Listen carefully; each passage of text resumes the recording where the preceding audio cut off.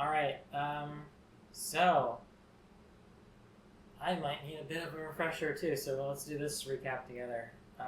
I know what happened. Okay, what happened last time? Okay. So last time we got kind of a message from, Senna and Tyr got a message from some other power about trying to work with them to solve this problem.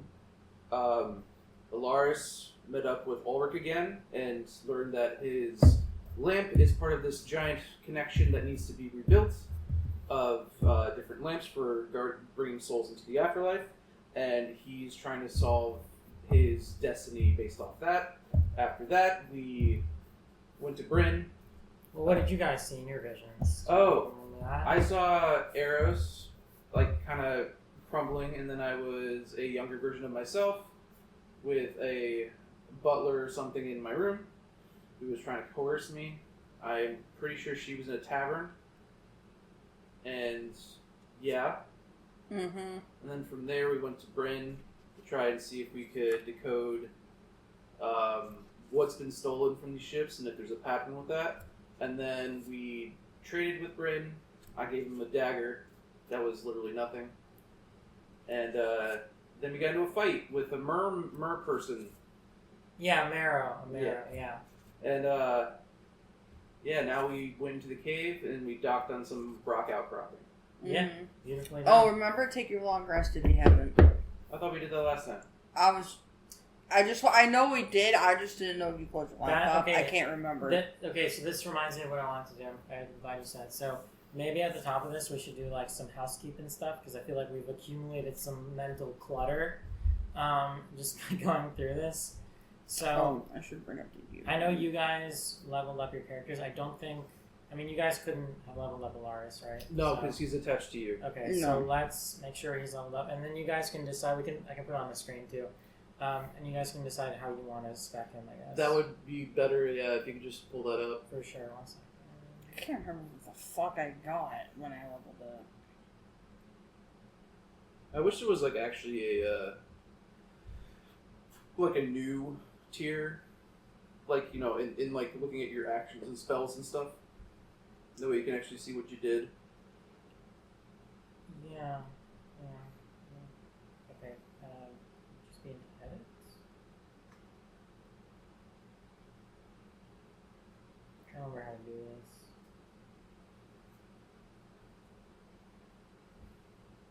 Oh yeah, I got Savage Attacker, that's right. That sounds about right. Yeah, let's just do this. And I made my Eldritch Blast awesome. How do we level up? Where do we go to do that? Just go to play D&D. Go to click the right arrow. Does it No, bring us back no. there? Click on there. Like in his sheet. Yeah, Edit? in his sheet. Yep. Edit. And then you're gonna click the right arrow. Oh no, actually. Click yeah, the arrow. Yeah, click the arrow. This one? Yep. One more. Hey, okay, cool. Okay. Alright, And then so we're change level that to 4. 4. And then, Spellcasting, wild shape. It's gonna be down there. The exclamation The new point. stuff. Okay. Mm-hmm. Reach fourth level. Okay. Can increase one ability score of your choice by 2. Okay. but is this Or- not part of it? Can we also choose like a I guess you different can wild shape respec. and all that stuff? I guess you can like choose stuff to respec too. Yeah, you can do that if you want. Because we already have Spare the Dying. Let's try and do something actually gonna like help us here. No, I think Spread the Dying's fine. No, we already have it. No, it's no. This is his sheet already. Like we're not changing. We're in his actual sheet. We're not adding stuff. The only thing we're adding is the thing on the bottom. Well, no, but you're saying like we can respec some existing stuff. That's what I'm saying. If you want. I mean, I don't think we Just should. go to scan code. No, I think we should give him a spell that's actually gonna be like helping us more than anything. Well, we could go. Like, what's Wild Shape Improvement? Can we go to that in a sec? 4th level, you can use your action to magically assume the shape of the piece. You have 4. Generating 1/2 or flying speed. You can use this twice. Okay, so we basically get another wild shape. No, we've had that. 2? Well, it says at, Yeah. at 4th level, which is what you just became. Yeah, you can use this feature twice. That's what it says. Yeah, we didn't gain that. We always had that. I don't think we've So had what is that. it Yeah, saying? the only new thing we have is on the bottom. No, but so why is it? At He's 4th? always had that. Right now he's had 2. He's had 2, but I'm trying to see if like there's anything new in this. Yeah, it's the thing on the bottom. No, I just mean in here. No, in the wild shape thing, Maddie. Is there anything? No, there's Because nothing then why there. would they start off the sentence being like, at 4th level, you can do this? It's like, it implies that it's kind of new. We've seen before, a challenge rating half or lower. It doesn't, okay. You can use this feature twice. You regain expended uses when you finish. Yeah, that hasn't changed since those times. So here we go. Can you go to show more above wild shape and circle spells? And once you gain access, everything's just a big list. It's not even like what I heard. Okay, no, fair enough. I thought it was actually going to be like a drop down or something. What level are you? 4? It's probably like Yeah, 3 4. and 1 or what? Yeah, I'm Okay. doing well. Okay. So you can do an ability score improvement, or I guess a new feat. Increase ability score of your choice by 2, or you can increase 2 ability scores of your choice by 1. As normal, you can't increase an ability score above 20. Using the optional feats rule, you can forego taking this feature to take a feat of your choice instead. Click on the feats. I just want to see what they could be. I can click on this. Another, yeah. There we go. Choose feats. Ability score. That's ironic. Yeah. I will forego my ability score improvement and choose a To feat give of me ability ability score score improvement. Yeah, What's magic innate druid? let's find out. You gain the following benefits: 2 cantrips of your choice, intelligence, whatever, level 1 spell. Cantrips. You can choose to always have that spell prepared. You can cast it once without a spell slot. That's kind of nice. Spell change. Whenever you gain a new level, you can replace one of the spells you choose for this feat. Repeatable. You can take this feat more than once, but you must choose a different spell list each time. Okay, so go choose the options real quick. Oh, this is basically based off of what? Okay. So I'm guessing another pop-up if we choose like intelligence, it would... What? I don't see. Yeah, that's what I thought. So you So choose just spell 3 spells. Or 2 cantrips in a spell.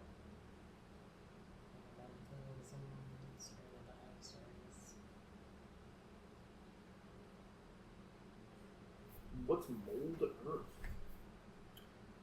Scroll down. I think mending would be a good one, because none of us have mending. He should already have something that heals. Mending's not healing. Mending's like fixing things. Oh. So those are Like if I snap my pencil in half, you could put it back together. Oh, wait. I've got spell details.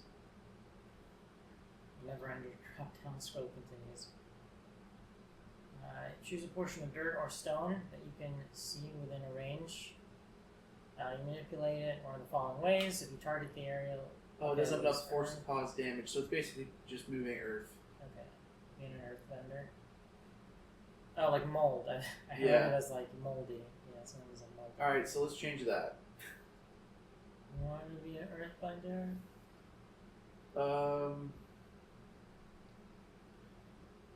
Does he have Thunderclap already? Yes, he does. Thunder Wave he has, not Thunderclap. Oh. See what that is? Sure. Scroll down. I think guidance would be another one. I think guidance would be Okay. fun. Burst of thunderous sound that can be heard up to 100 feet away. Each creature within range. You must succeed a Constitution saving throw or 2. Take 1d6 thunder damage. Spell's damage increases by 1d6 when you reach 5th level, 11th level, and 17th level. That's an option. And then, okay, we can leave that for a second. Then you said guidance, Maddie? Guidance is basically like you get like a D4 to like a skill check. So you guide them, so you give an extra little oomph. Okay, you can do that if you want.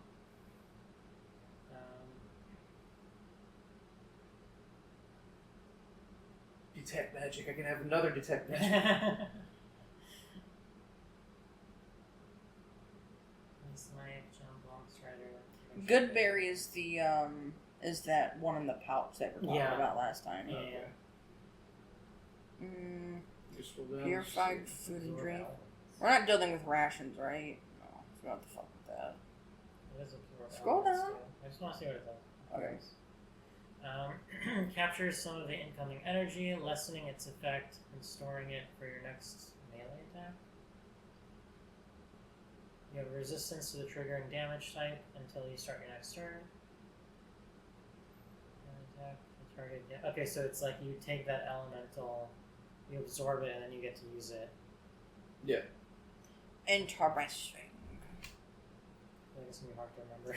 Yeah, we'll try and get through it as best we can. We're trying to So instead of absorb, let's go to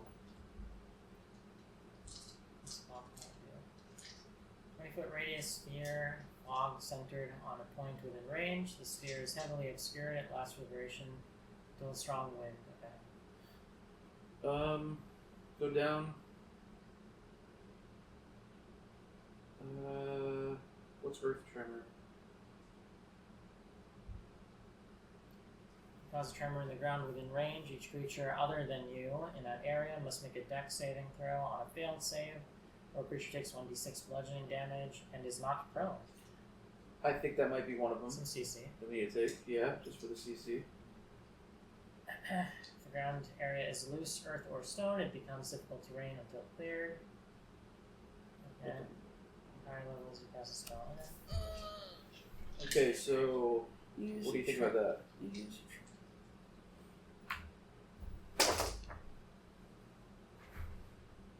Oh.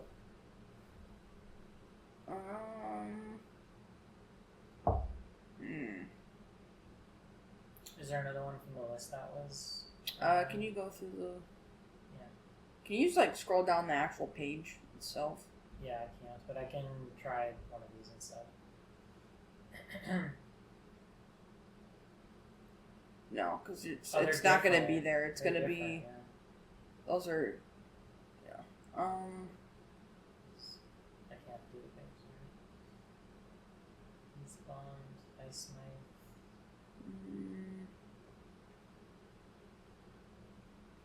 What's protection from evil and good? Can't remember off the top of my head. Against creatures that are aberrations, celestials, that's or undead. Protection grants several benefits. Creatures of those types have disadvantage on attack rolls against the target. The target also can't be possessed by or gain the charmed or frightened conditions from them.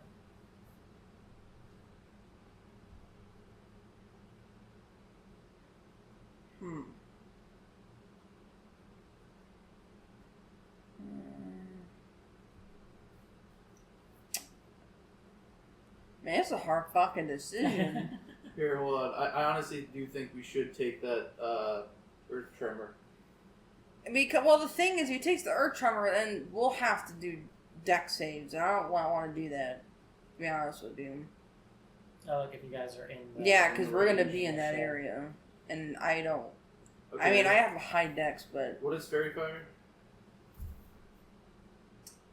20-foot cube in range are outlined. Okay.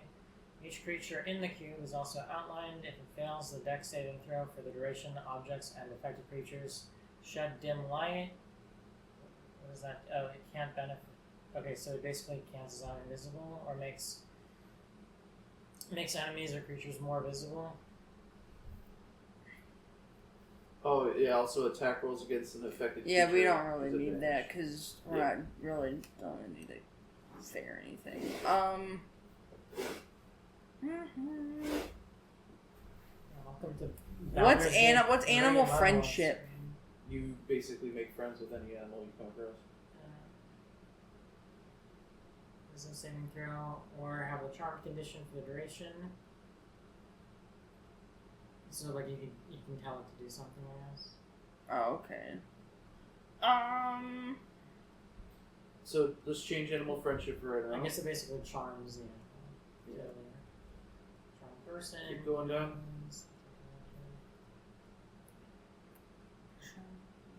I kind of like Fog Cloud. It's now I like that too. So it gives us that like security, like if we like need to get like the fuck out of Dodge. Yeah. Yeah. I think absorb You elements. can also. How much damage does Ice Knife do? 1d10 piercing damage. The shard then explodes. The target and each creature within 5 feet must succeed on a dex saving throw or take 2d6 cold damage. But that's not a Lars, though. I mean, Yeah, but at the same time, we can upgrade him however we want. Yeah. But also keeping the context of, like, him. Yeah, I know. But I mean, at the same time, I feel like him having something to protect himself in case, like, we can't help him.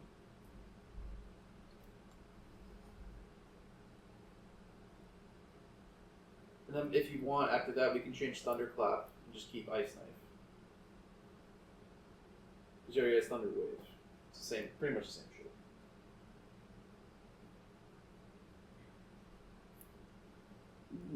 They're different. I said pretty much. does this include you guys? Because then we're back in the same. Yeah. Yeah. But again, we're not going to be... I'm thinking about something in case he's, like, on his own in a fight.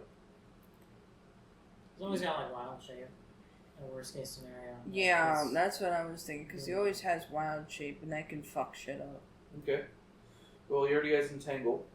So I don't know, I really like that absorb elements thing. try it. Because that sounded more like Alaris. But that's me. Go for it.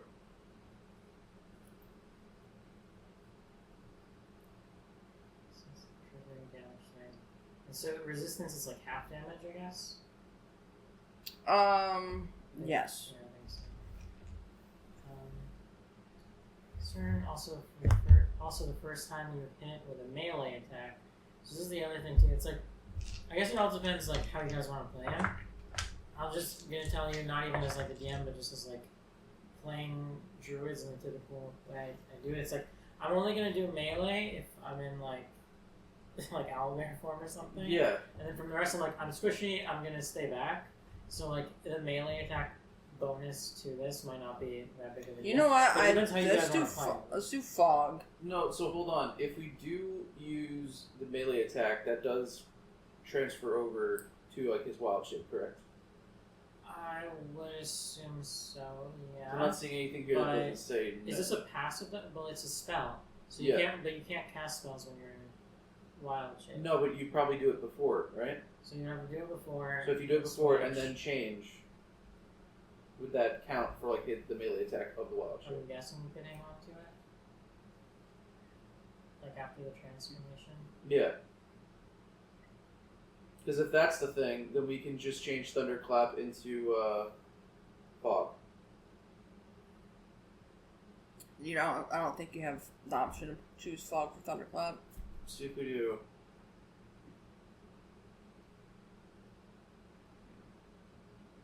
Yeah, because those are cantrips. Fair enough. I will say too, like, if this is, I guess we'll remember if it's we're casting a spell. I was gonna say, like, in general, like, some of these are like hard to remember little things. Like, if you do this, then if that, then you get this little thing out there. Everything expected. It feels like we can forget that easily. Then I think we should just do fog then. Then change it to Because Fog. we kind of use them as a support anyways. That's fine, change it to Fog. You okay with that? Sorry with me? Sweet. Are we good with these other two? Yeah. You want to take another look, or are we good? Or... I remember you were saying mending, but I don't know what that does. You repair shit. Oh, okay.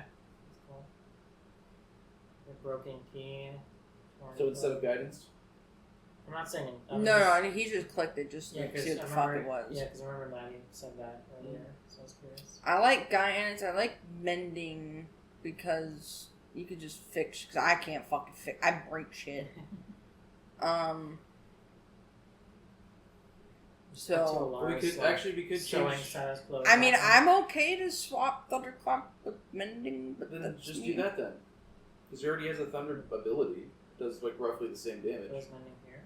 Yeah. Scroll up. Right there. I'm good with that. Very single break. I'm just trying to see if there's an actual difference. No. Wisdom is his highest, so yeah, wisdom would be great. And leaving no trace of the former damage. Yeah, I feel like I could be pretty useful, to be honest. Yeah, because shit breaks, or I just do anything fucking stupid. Or I was just like, well, I gotta fix this bitch's shit. Yeah. Just cut to him sewing her clothes back together. Yeah, right. Alright, so I think you go up. No, let's go to the bottom. Isn't there like a save? I'm not seeing Oh, a save no, button. I think there's no save button. I think it just auto saves? Yep. Let's go next. Back and see. Did it? It's that one. This is ability score improvement. Yeah, because you change it to feet. But I thought it was. You could do ability score, or Yeah. you can change it Yeah, for okay, feet. so they just named it that. Okay. Yeah. That Alright, makes so sense. Let's say we're good. Okay. You can just click out of Well, there. now we're good. We're all caught up. Hell yeah.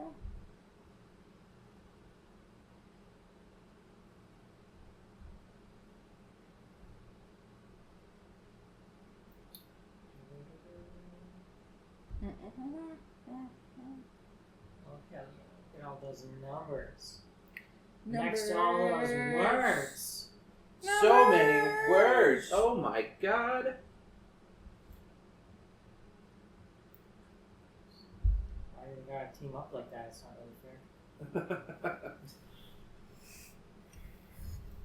Get this party Let's get it going. started I think we're good to go, yeah. Very nice. I'm gonna grab a drink out of the fridge. Anyone want anything before? I'm good. Thank you. No. Yeah. Give me a cup of ice. Nope.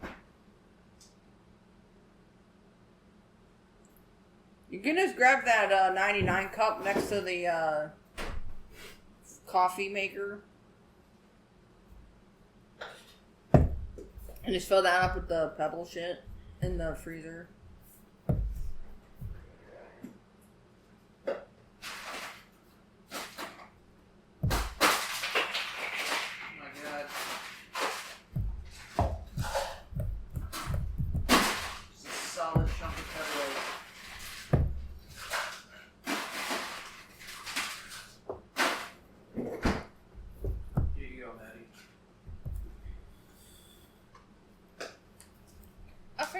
You're welcome. Alright.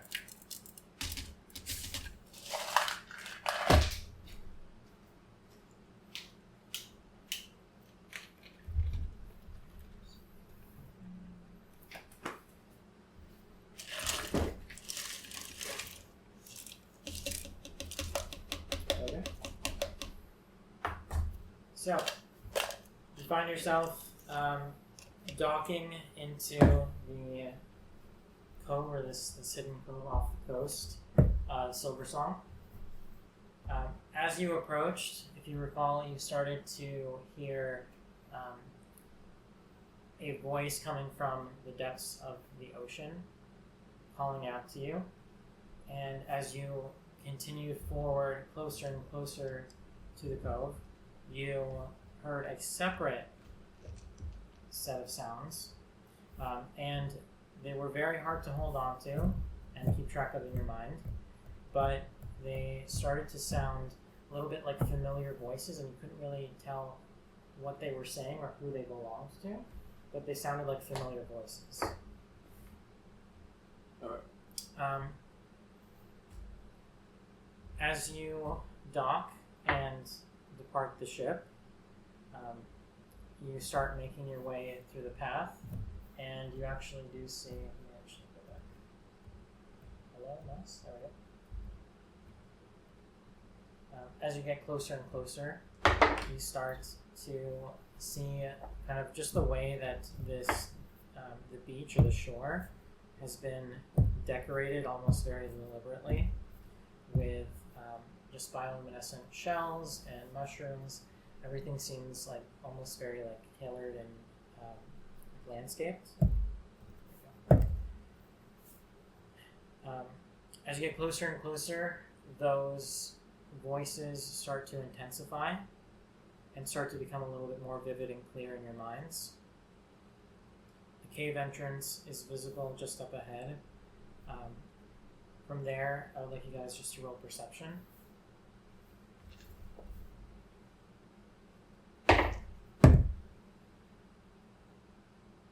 15. Oh wait, no, that's Alaris. Never mind. I'll go back. 8. Okay. 14. So with that, your Senna in particular is still not able to pinpoint any familiarity necessarily, and it's just starting to kind of grate at her. Kind of these voices that are entering her head unannounced or uninvited and not identifying themselves. Tyr, you're able to hold on to. It sounds like a distant family member. Something buried under a memory that you've chosen or tried very hard to forget and to bury in your subconscious. It's starting to kind of seep its way through into the front of your mind as you are able to at least identify it sounds like a family member's voice. And then what did you say Alaris rolled? You said, was it 18 or something? Oh, here, I'll roll for Alaris. So I rolled 10. That is a 21 for Alaris. Okay. Yeah. Alaris is able to pinpoint pretty vividly the voice of his former master, who has since passed. The words themselves are almost like overlapping with each other, and so they're a little bit incoherent, but he's able to hear kind of one word seep on through that just says lost, abandon. Another word comes through. From there, what do you guys say? What do you guys do as you're approaching the entrance of the cave from the beach? So Alaris is very sure that this is the voice of his master? Yeah. From Okay. there. Like he's like convinced. Yeah, he's able to. He's basically able to identify it. Yeah. Okay.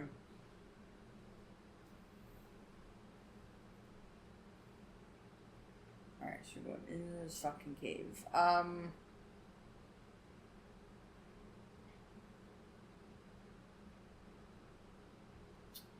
So I feel like at that point, we'd probably look at each other and be like, you guys are hearing this voice too, right? What voice are you hearing? So this would probably be Alaris talking. Like, I hear my master. I don't know if you guys are hearing the same voice or not. And then T would probably say, no, it sounds more like a relative of mine. It's like, I can't really make it out. I have a bunch of stuff coming in my head and I have no idea what it is. But it's good to know that head's still working. Alright. Oh, shit. What is your master saying? Says to Alaris. I'm only able to identify a couple words come through. The word abandon keeps repeating. The word lost, less so.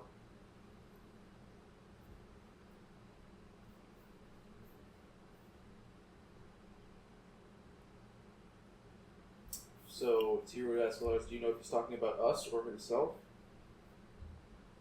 I have no idea. I'm not able to get any context.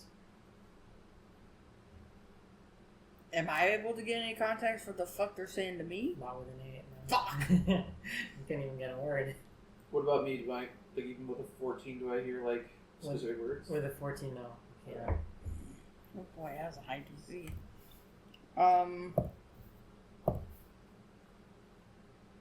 Senna's just like aggressively rubbing her temples.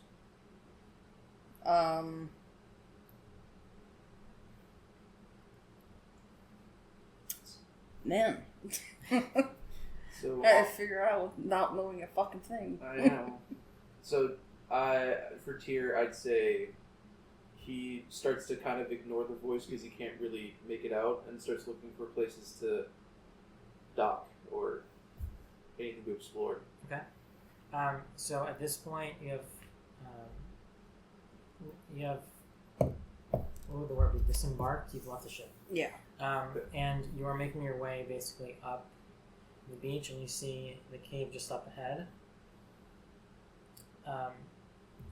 The birds and gulls that surrounded and were calling non-stop have since been silenced. The water has become still and glassy and reflective.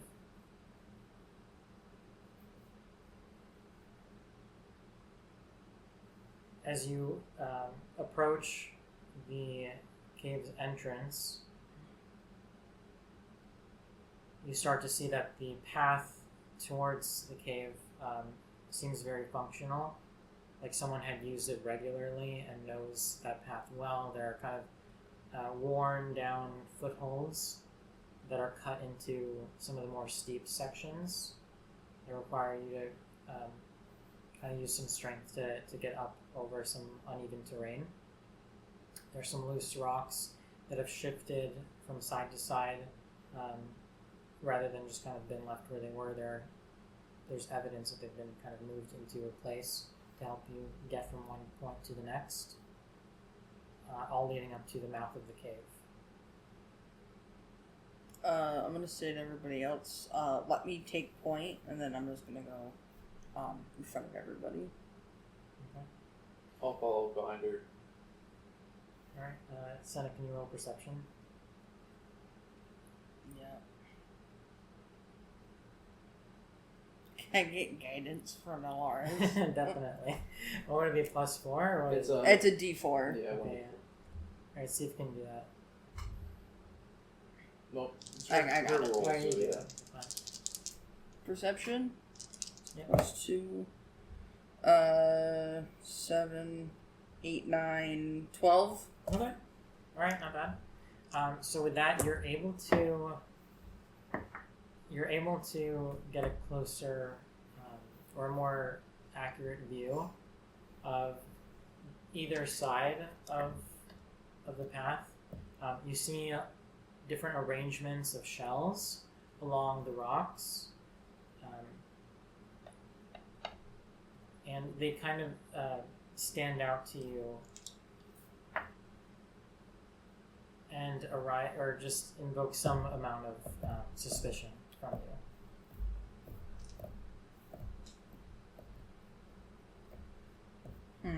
They look familiar. The rocks look familiar? No, sorry, the shells do. There are shells that are decorating either side of the rocks that are lining basically the pathway forward. The shells look familiar. Okay.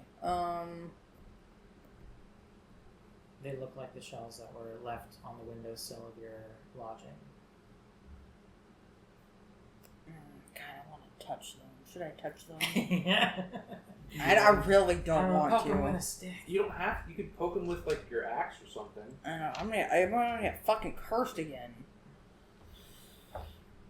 You don't have to touch him. I should make Alaris touch it. Why Alara specifically? Because I don't want to touch it, but I want to know what happens. Throw a rock at it. I throw a rock at it. Yeah, so I feel like you should be able to do that. How big? Just like a rocket would fit in your hand, or you? Yeah, you just turn like it like a skipping stone. Okay. So as the rock bounces off one of the shells, it's almost as though you slammed a hammer against a gong, Oh and shit! this loud and reverberating sound carries and even starts to make its way up the shore, up the beach, and kind of trickle its way up inside the cave as well. And you hear a faint echo coming from within the inner walls of it. Interestingly, too, what happens is that the shells that you're carrying, the 3 shells that you brought with you from your lodgings that were left there, they start to resonate in a similar way, but on a much less intense scale, almost like they're like call and response, kind of like it's in reacting to that strike that you did. And what did she go so on again? She just threw a rock at one of the shells. Okay. Does it, like, with it calling back to it, does it hurt, like, if I have, like, the shell in my hand? No, you feel a pulse, but it's mainly the sound. Like a tuning. Is it, like, deafening? It's not deafening now. Like is it like a tuning fork? A little bit, yeah. Yeah, it feels like that. Okay. I'm gonna say, well, I think we just rang someone's doorbell. Yeah, There goes the element of surprise. I'd say so. Oh, this ain't gonna work out very well. We got two rogues in the party. And we basically banged on the front door. Honestly, it was like Open up, bitch! Hold it, SpongeBob. We're not cavemen. We have technology.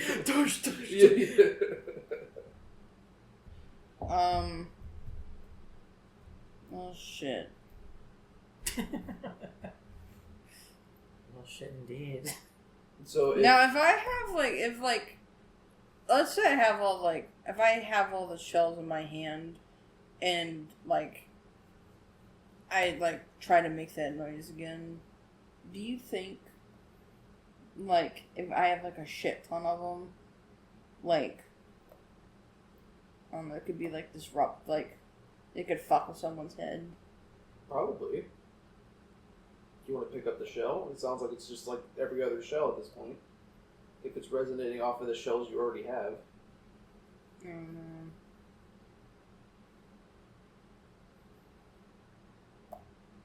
Yeah, let's do that. I'm gonna go and just pick up a shit ton of shells. Okay. I have an idea, but I'm not sure where I want to go with this yet. Alright, that's cool. So, I'm gonna use it as a torture device. Okay, you're just picking up hand by hand. Yeah, I'm gonna pick up a Meyer bag full. Okay, so Tyr and Alaris look onward from the shore as Senna paces up ahead and starts crouching down and starts just putting them one after another inside her bag. Let's say you have about a satchel's full. They're Okay. very, very plentiful, and so What color are they? I love that question. So basically, they're somewhat similar to the clams and stuff here. Mm-hmm. They're actually kind of iridescent, and their colors are shifting basically. Like oil slick. Yeah, exactly. Okay. So Like when rainbows, yeah. Senna threw the rock at one of them, did they become more iridescent or bioluminescent or something? Yeah, we can say they Grew in light? they had that pulsing sound, but they also became more intense in their glowing. Yeah, it's a good, Okay. It's a good visual, yeah. Cool.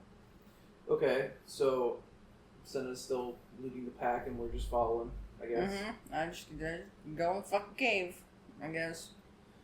Yeah. Unless you want to do something. What is it? I don't really know what to do at this point. We're just kind of figuring out what the fuck this cave is. True. So as you enter the mouth of the cave, you get a quiet chill that kind of comes over you and surrounds you.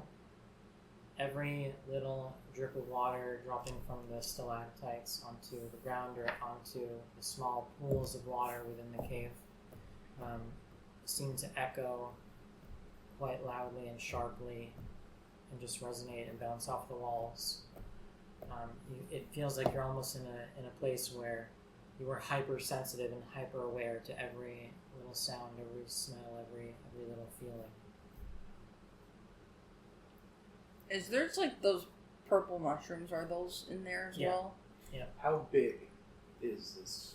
I was about to ask How that. big is the cave? Yeah. Well, that's the mushrooms. But... Well, I mean, I'm just trying to figure out, are we walking into that's a a good bigger question. opening of the cave, or is the cave just kind of like a smaller cave entrance? It's like a cavern. You're walking into, I would say maybe up to 30 feet is the opening of the ceiling of the cave as you're walking in. Okay. As you get closer and start to make your way through the cave, you might see some places narrow or open up or shift inside. There are small pools of water that have kind of coral that are of similar kind of iridescent nature to them that are kind of shifting underneath just the shallow pools of water. Same thing with the mushrooms that are growing up on the walls, and the shells that are kind of just like littering throughout the water and all along the floor. Are we still hearing the whisper in our head? As you're getting closer and closer, the whispers are intensifying, and you're able to make them out a little bit more clearly.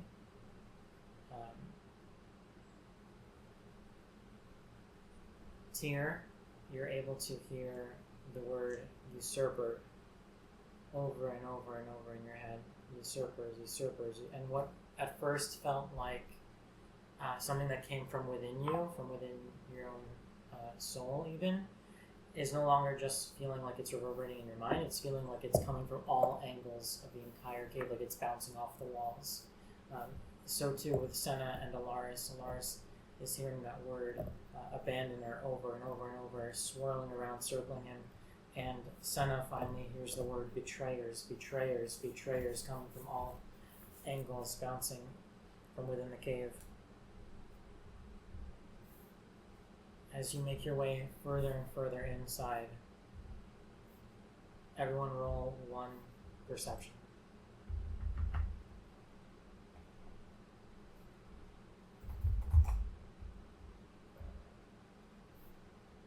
Trying to get my notes to work. You're good.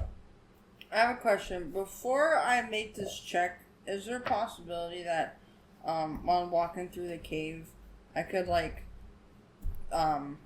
rip some of those mushrooms or whatever off of the walls that cut them off with my axe? Yeah, for sure. Okay, I'm gonna want to take a couple of them and stash them. Alright, so you do. And you said perception? Yeah, everyone roll 1 perception. There we go, 17.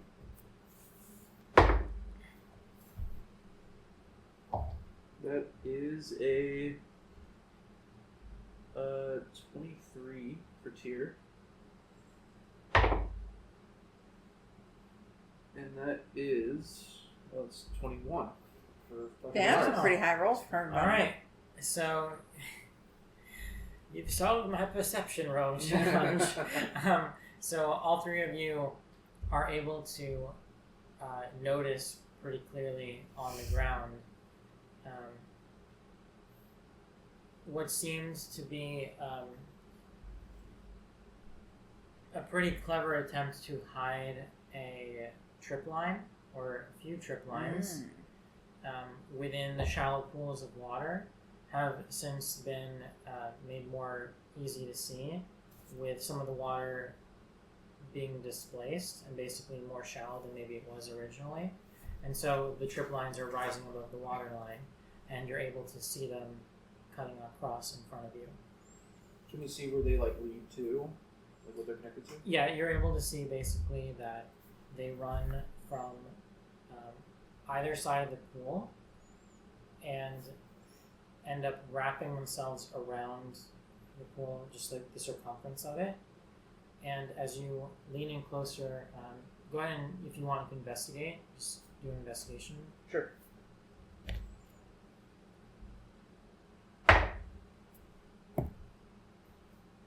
A fat 5. That is a 15. Okay, nice.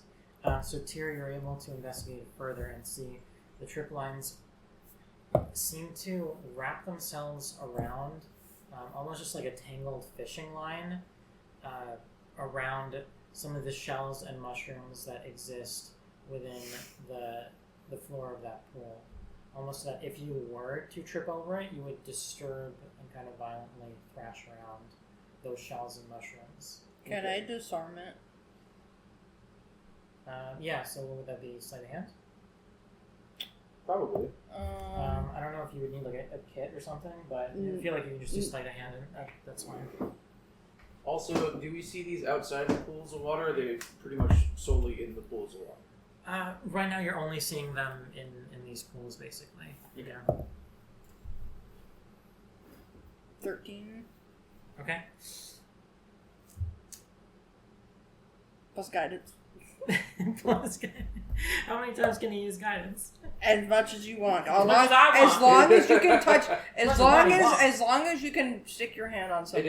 is a cantrip, so you can't do Okay, it. so what is it with guidance? 16. Are you bullshitting me? No, you can see I have a Okay. 10 and a 3. Okay. So And then I have a +3 in Dex. Okay, so with that, you are able to successfully just raise it very, very slightly and just nick it with the edge of your axe. And then basically makes the trip line go slack without disturbing anything. You wait a moment to take in any potential changes, and you feel some of that eerie quiet of the cave is actually kind of a welcome sign at this point. So there's still a path that we're following, right? Yeah, at this point, it's not a proper path. It just seems like different stepping stones and just like pools of water that you're able to step through or over, make your way. I feel like the map is actually a pretty good idea if you want to get a sense of Okay. what it would look like. Yeah, that's pretty accurate. When walking through, since I'm like taking point wherever the. How much we were fucking going? I'm assuming it's this way. Or is it. Since I'm like taking point basically, I want to like as I'm walking through like the water. Let's say you're more over there. Like, let's say that's the opening, and you're coming into here. Yeah, that's what I was saying. Like But you're back there by this point still. That's what I mean. Okay. Okay, so as we're walking, I want to like now knowing I've seen that tripwire, I want to be very very cautious of like take note of like the materials that were used for the tripwire and be very cautious about the like it being around the water, so I want to avoid that as much as possible. Okay, I like that. So with that, you're able to, especially with Tyr's input, you guys have a back and forth because you have a good investigation. You're able to identify like this just seems like run-of-the-mill fishing line that a human would get access to.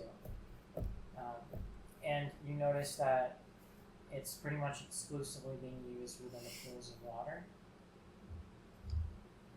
as well as being tied deliberately to those kind of alarm or doorbell, those doorbell shells. I say we continue. They're mostly. I say we go home. Let's get the hell out of here. Fuck this shit. It feels very damp in here. I don't like it. I'm not liking the moist. It's ruining my hair. I'm just gonna say, like, just be careful of the water. Just watch your step. Follow me. Yep. Put your footprints where mine are, and then. Senna's voice reverberates and echoes pretty loudly across the cave system. Well, that's fucking loud. Man, I just continue forward. Just being careful. So I'm gonna say Lars chimes in and says to both Tyr and Senna, maybe we should be a little quieter because that was a little loud. Okay.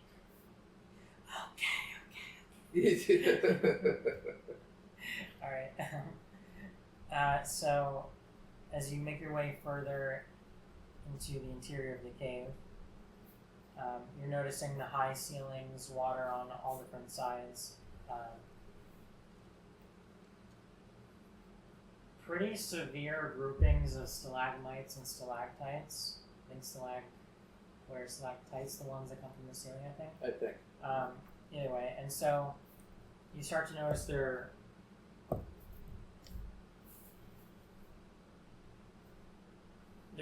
pretty. The rock itself feels unusually dark.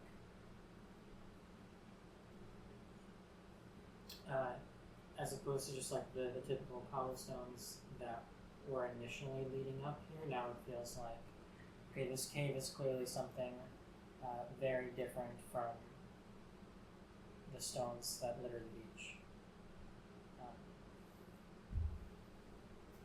There are more rope-based trip lines that are less subtle, less well hid. As you make your way further and further, you see a sailor's coat with a yellow raincoat just hanging off one of the sides, one of the walls of the cave. Does it look like it's hanging, or was it punctured? It looks like it's hanging on, like, let's say one of the natural kind of like rock like protrusions from the Like someone hung it up on a yeah, hook? pretty much. Shit, my bad. So, That's why Is you there- need a dice tray. so I'm just fiddling with my dice. So, do we see anything else that's more modern, or is it just the code itself? So far, you're starting to narrow from that big opening, coming into a more narrow passageway, and then alongside one of the walls is that code, Okay. and that's all you're seeing so far. Okay. Is there any type of, like, destruction or disruption or disturbance around that coat? As in, like, something, made of come up or whatever, and I don't know the best way to describe that. It's like, I'm seeing if there's, like, a reason why he put it there. So, like, did something happen that made him put that there? Not obviously to you. If you want, you can investigate it and get closer to it.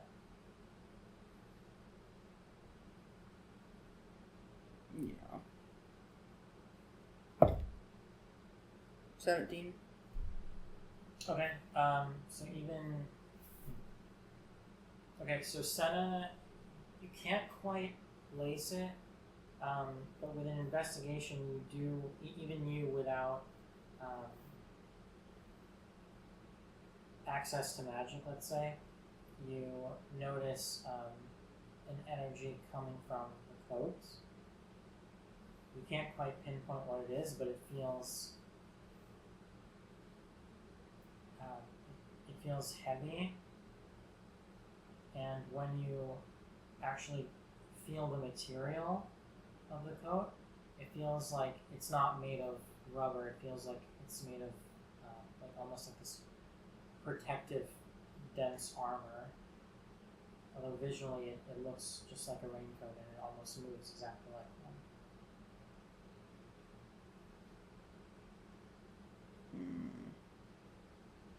Poke it with a stick. Well, I was gonna take the. But there's The something, back. there's something about it that feels magical. You're able to at least detect that much. I take the back of my axe and I kind of just like lift it up, and I'm gonna call Tyr over and ask if he could do his doohickey on it. By doohickey, I mean detect magic. Wow, how the turntables!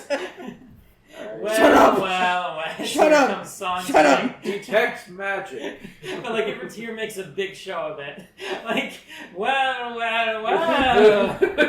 how the turntable! Yeah. Like he really gets into it. Those assholes. It's like a Monty Python skit. Yeah. Tyr summons his deep knowledge of the arcane arts and detects magic to reveal that there was a spell placed on this coat, and it seems like a familiar one. It seems like a vocal imprint was placed on it, similar to the ones that your party has recently seen on the ledger that you have, that basically requires that flute to open those lock pages. And from there, you're able to go ahead and roll Arcana. Okay. To learn a little bit more about what this is.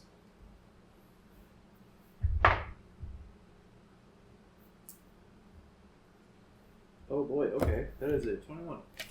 All right. Named after Tyr Warbane, this From his great grandfather. exactly. So, Tyr, you are able to understand that this kind of residual vocal imprint that's been placed on this code means that someone sang their spell into it, probably many, many times over and over and over again. The voice is gone, but the shape and the power of the voice is holding on to it and almost propping it up, like basically like a skeleton is, and just holding it in place, to the point where this coat feels like it was infused with a lot of care, comfort, and even love within the spellcaster, in order to turn it into something that could be used to protect its wearer. So in my sort of magical investigation of it,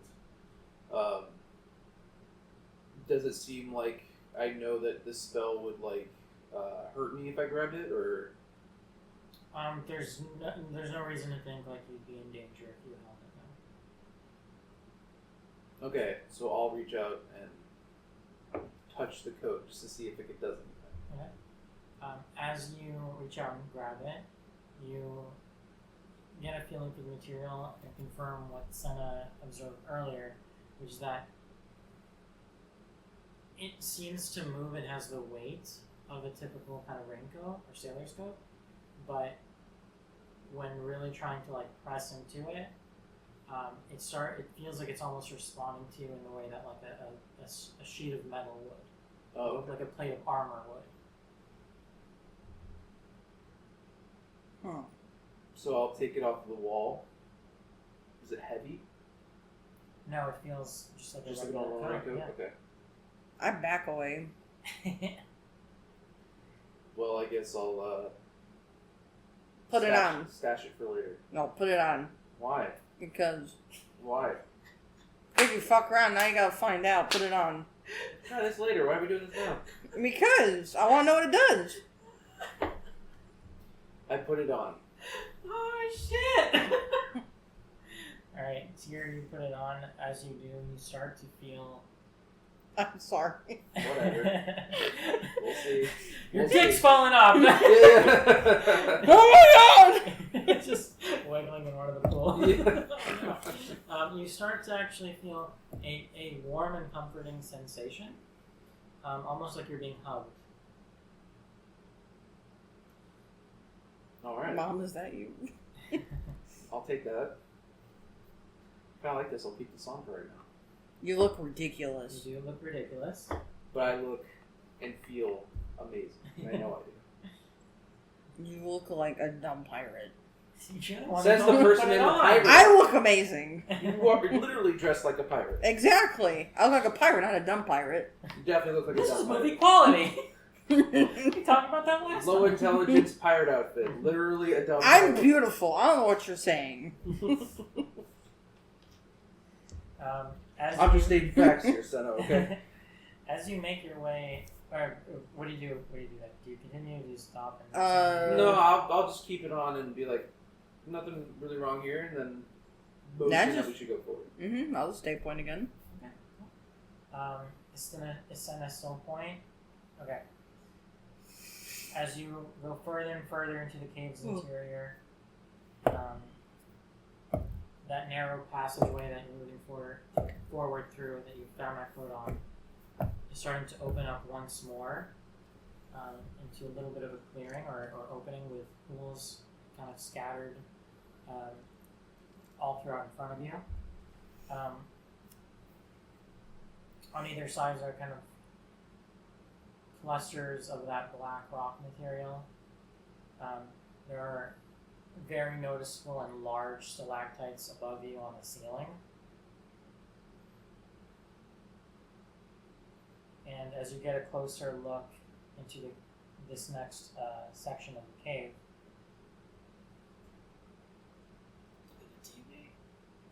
I see it. you start to see a kind of shoddy pathway into what seems to be a living quarters, or a very poorly maintained one. There are fishing nets hung about pretty strategically. It seems to almost look like a hammock. And Why is there mushrooms growing from that rope? And there are mushrooms and shells that continue to be present all throughout here. How well could we see, like, that living thing? You see all of this. This would be like the point of view. Does it look like dusty, like no one has been there for a while, or does it seem active? Does it seem put away? Roll By perception. put away, I mean like neat. Roll perception. Heck, guidance. Sure. So, You can stop asking. If it does work like that, then just do it every time. Okay. so also can You. we see like the cave continues past this, or Right now, this is everything you see of the cave. no? You I'm might saying feel like more past resistance. this. Can we see like the cave continues in, or Not that you know of. okay? It might, but this is all you see right now. Okay, good. 9. 9 with, okay. Yeah, so Yeah, you're not able to pretty tell accurate. too much about the quality, but at the very least, from the way these things are placed, seemingly with intention, you feel like it's kind of ratty, but it's at least intentionally planned out, like to look like this and to be functional and used pretty heavily.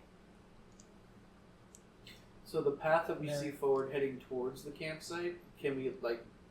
Does it look like it would support our weight or anything like that? Like any parts look broken? They just look like black stones. You can test your weight on it if you want to continue moving forward. I'm gonna take the, like, this part of my axe and just kind of, like, step and push on it and see what happens to, like, the black stone to get over there. Put your weight on it. Do a jig. Do a flip. Do a flip. Yeah, as you press down, it just feels like a pretty sturdy but sharp rock. It feels like it would support you, although it seems to be pretty narrow for your large Okay, build. bolt across. Okay.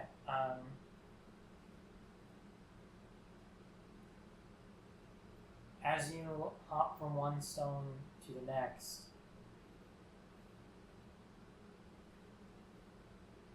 and take in more and more of the surrounding. You see bits of food that have been prepared in crates, makeshift bedding, just rising above the tide lines.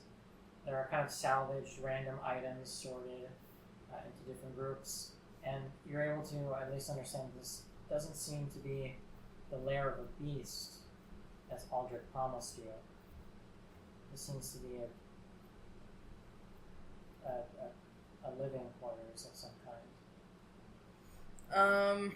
I kind of want, if you want to do anything, let me know. Well, I mean, I'm guessing we're already. Well, I You bolted just- across. I don't know what the fuck you're doing. Well, I mean, if it supported you, then obviously we're just gonna So, go across. okay, so Okay. as Senna is in the middle of bolting, one second. I just want to know why there's fucking mushrooms growing on those ropes. You know, shrooms can grow anywhere, right? Yeah, but it's, like, weird. Like, I don't know. That is It's not on like, the- I've never as- seen that before. As you get some steam going, the words intensify in your minds. Usurpers, betrayers, abandoners, over and over and over again, spiraling more and more intensely. In my head. In everyone's heads, Okay. you hear the words betrayers over and over again. Alaris hears abandoners, hears usurpers, and as you get closer and closer across the way, go ahead and roll initiative. I fucking knew it. I knew As it! What is that? actually, what you're gonna do, Senna, you're gonna roll a dex saving throw. As one of the stalactites from above saving. start to wriggle and unwrap itself, transforming itself from what looks like made of stone, flipping itself over, and aiming for the top of your head to grab onto it. So go ahead and roll a dex saving throw. fun. By roll initiative. Yeah, you roll initiative. Yeah. Just making sure. I got a 10. And Alaris got. Okay, here it says I have danger sense. I have an advantage on dex saving throws Oh shit. I have advantage on dex saving Where's throws that against 19? Oh shit, it's not an effect. Never mind. So just roll again.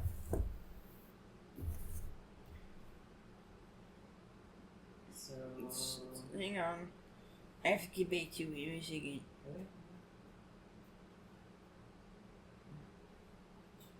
Can I attack it as it's doing this thing? Without it? Like a quick action? Not yet. We're gonna get into combat in a second. I know. 15. 15 for the dex saving throw. Mm-hmm. Okay. So with a 15, you're able to hear it screeching as it comes down and unfurling itself from hiding as a stalactite and transforming itself back into its disgusting normal shape.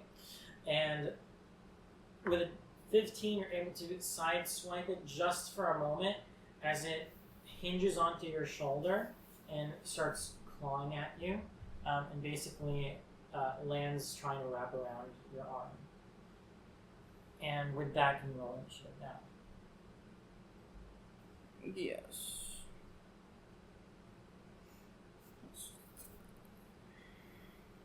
Am I just in it? Oh, get fucked. 22. Initiative? I rolled a 19. Okay, cool. Goddamn, alright. Alright, let me, 19 plus 3, baby. Woo! Okay, well, it rolled a 20. Like an at 20? Or Yeah, that's 20. Damn it! I know, Yeah, right? that's some shit. The only thing that can fucking beat me, dumb bitch. Alar's got a 19. How Yeah. close am I to, like, the other side? Let's say this is the very, very back room. Okay. And so you guys would have come up. It's kind of tricky with the map, but like you can say that you guys can position yourself maybe how you would want to be. But if you were in single file, then it would have been like this, I guess. That probably makes the most sense, just around here. Okay. Okay. And as that thing is kind of swiping at you, descending from above, you hear the chaotic disruption of one of the pools beneath you. Mm-hmm. And from the water emerges his lovely friend. Oh my god. The fuck is that thing? That is ugly. I know! It has abs? It has an 8-pack. Alright, so this would be like right by you, Senna, I guess. I thought I'm already I guess tangled. it could be here. Yeah, I guess it would be that. We got this thing on your shoulder. And then the other guy would be represented by this ugly fuck. Well, wouldn't I be over there then? He'd be like flying over here, let's say. Right? Wait, fuck. Which one's which? Well, this even kind of looks like him, to be honest. Because it kind of looks like a stalactite. Okay. Yeah. So that would be the one that like tried to grab onto you. Okay. Well, we're on top of each other now. Alright, sweet. Yeah. Okay. Mm-hmm. And then his friend comes over here, basically. Okay. So let's go ahead and start. And at the top of the order is Senna. So what do you do in response to this thing kind of clutching at you, trying to wrap itself around your arm? Well, I'm pissed. And then she desperately wants to get this thing off of her. So I'm going to I'm gonna pop a frenzy. I can't use it until my next turn. I'm gonna pop a frenzy. And then frenzy attack. And can I use it? What the fuck? Okay, whatever. And then I'm going to Lift off. yeah. I had to hit the button. I think it's getting a little overheated. It's like those things are just fucking ass. Yup.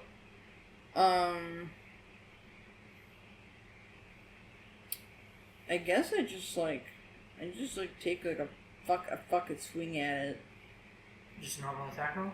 Yeah. Okay. Yeah, because I don't really have anything. Alright, go ahead and roll ahead. Alright, and then I also have...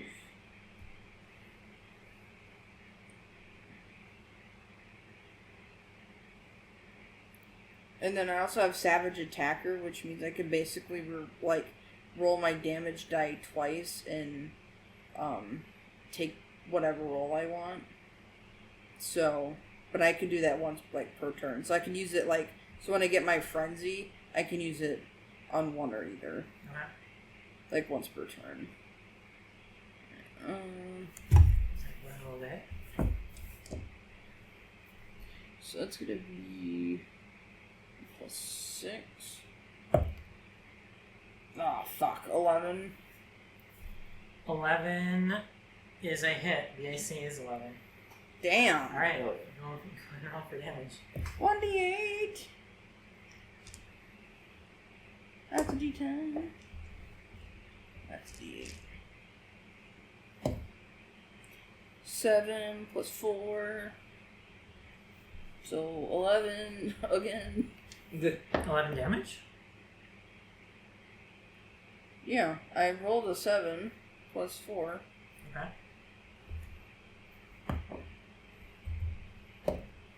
Alright, nice. So you...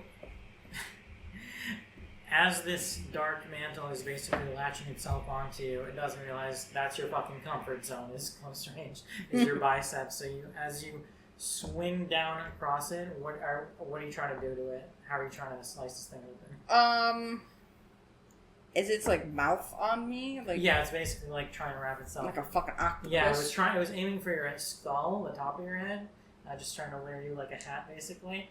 But it landed on your shoulder and slid down to your forearm. You should just chop its head up. Right below yeah, I'm gonna just smack it right in the fucking face, right in the eyeball, right in the fucking pupil. All right, as you're trying to thrash it off, you bring up your axe and just kind of swipe it upwards, and that slashes across one of its probably 6 eyes. Yeah. Take that to your optometrist. It's you'll never believe what happened. Alright, so I'll just hang you around. This bitch with her axe comes into my home. My home. Squatter rights. You believe the state of this realm. Wow, that's funny. Right. Essentially, almost basically blinding it in that one eye. And then from there, it becomes that same dark mantle's turn. Is that in your turn? Is there anything else you can do on there? No, that's it. Alright, so then it's... I pop my bonus with that frenzy. Sweet. So it's that same dark mantle's turn. Let's see what he does.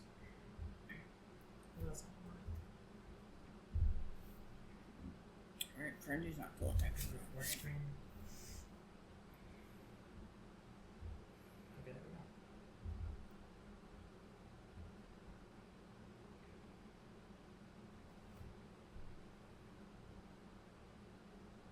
Alright, so... No, I'm gonna pop a rage, not a frenzy. My bad.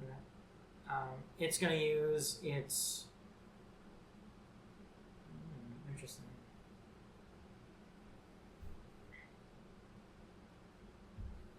How would this work? What the fuck is... Okay. What the fuck So it's gonna use darkness aura. So a magical darkness fills a 15-foot emanation originating from the dark mantle. So 15 feet, that's 3 squares around it, right? Yeah, it's 3 by 3. So yeah, that would... Okay, so it would be basically from out here, from the center. Each one is 5, right? Yeah. Okay, yeah. And this is a 15-foot what? A 15-foot emanation originating from the dark mantle. Yeah, it's a... Oh, damn. That's huge. So I guess it would be up until... Yeah, it's if you're in here, then it would probably be this is the third one. I would assume so. And then this is the third one, and then that's the third one, and then that's the... Mm-hmm. Okay, yeah. So it's relatively big, but not crazy. And so this effect lasts while the dark mantle maintains concentration on it for up to 10 minutes. Dark vision can't penetrate this area, and no light can illuminate it. Alright, and I guess that will end its turn. And And that brings us to Alaris.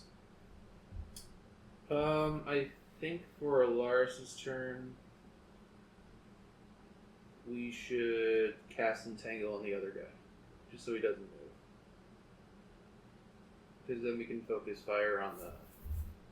I'm fine with that. Alright, so I'll both cast Entangle on the... Does Entangle work on flying creatures? Is he flying? He is. He can swim and then fly, and then he's flapping it. Look at the spell. That's what I'm doing. It doesn't say it can't. Cast spell must see a strength saving throw or be restrained by entangled plants. Can't. Player in the plant can use its action or make a strength check against your spell save DC. On success, it frees itself. That's it. Okay. So I mean, if we cast it on him, then like instead of like on the floor, I would assume that we were able to. That's what works for me. Well, I mean, it just means that vines sprout out and grab him from the air. Alright, yeah, go for it.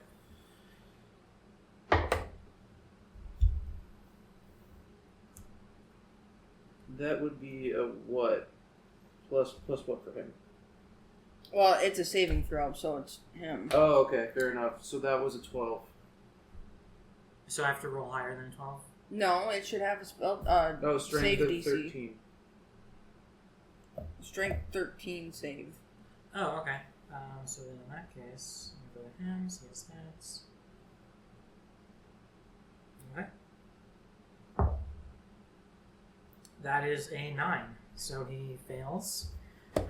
And a spiraling, almost like helix structure basically starts to emerge from the pool that it's flapping over, and it starts to work itself and bind itself around, wrapping itself around this kind of weird ass flapping stingray.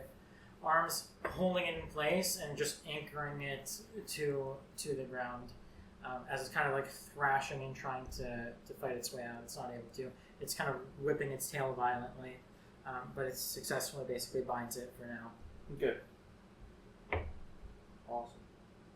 So that brings us to Tyr, unless there's something else Alaris can or... No, I mean, let's see.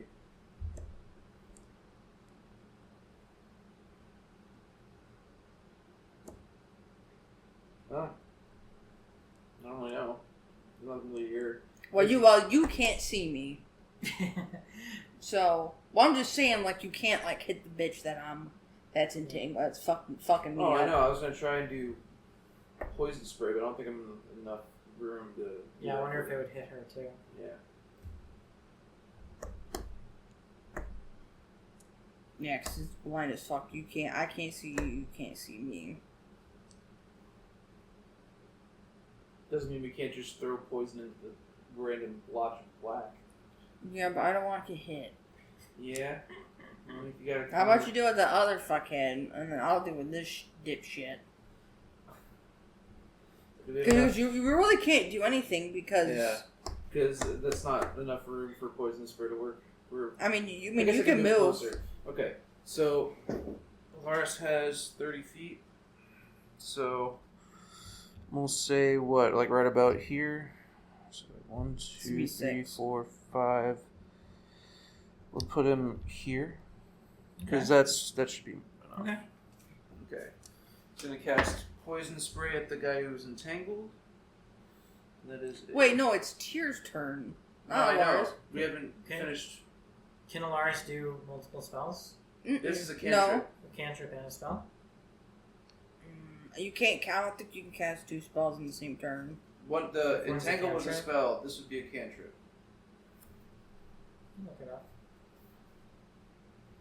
All my memory is Baldur's Gate 3, and I remember feeling like, man, that's my turn for the fucking. I just want to Yeah. get the one thing, and then it missed. And now I so wait have to again. wait. Yeah. So I could believe either way, to be honest. Like, you can't do anything else. Is it a cantrip? It is a cantrip. Yes, you can. Okay. So I'm gonna cast poison spray, which means I gotta roll. Oh wait. You can't cast 2 leveled spells. Yeah. So But a you would cantrip. need a con save of 13. Okay. Also, since you're entangled, does that do anything? Like give you a disadvantage or something? Let's see. I should have it in the Does it? Okay. spell. It says that it should put your movement to 0, and then he has once per his turn he can attempt to escape. Yeah. If I remember It correctly. doesn't seem like it actually adds anything else. It just means that they can't attack. Yeah, his move cedes to 0, and he can. You can't attack either. You can do a save, and that's about it. Okay. So for this,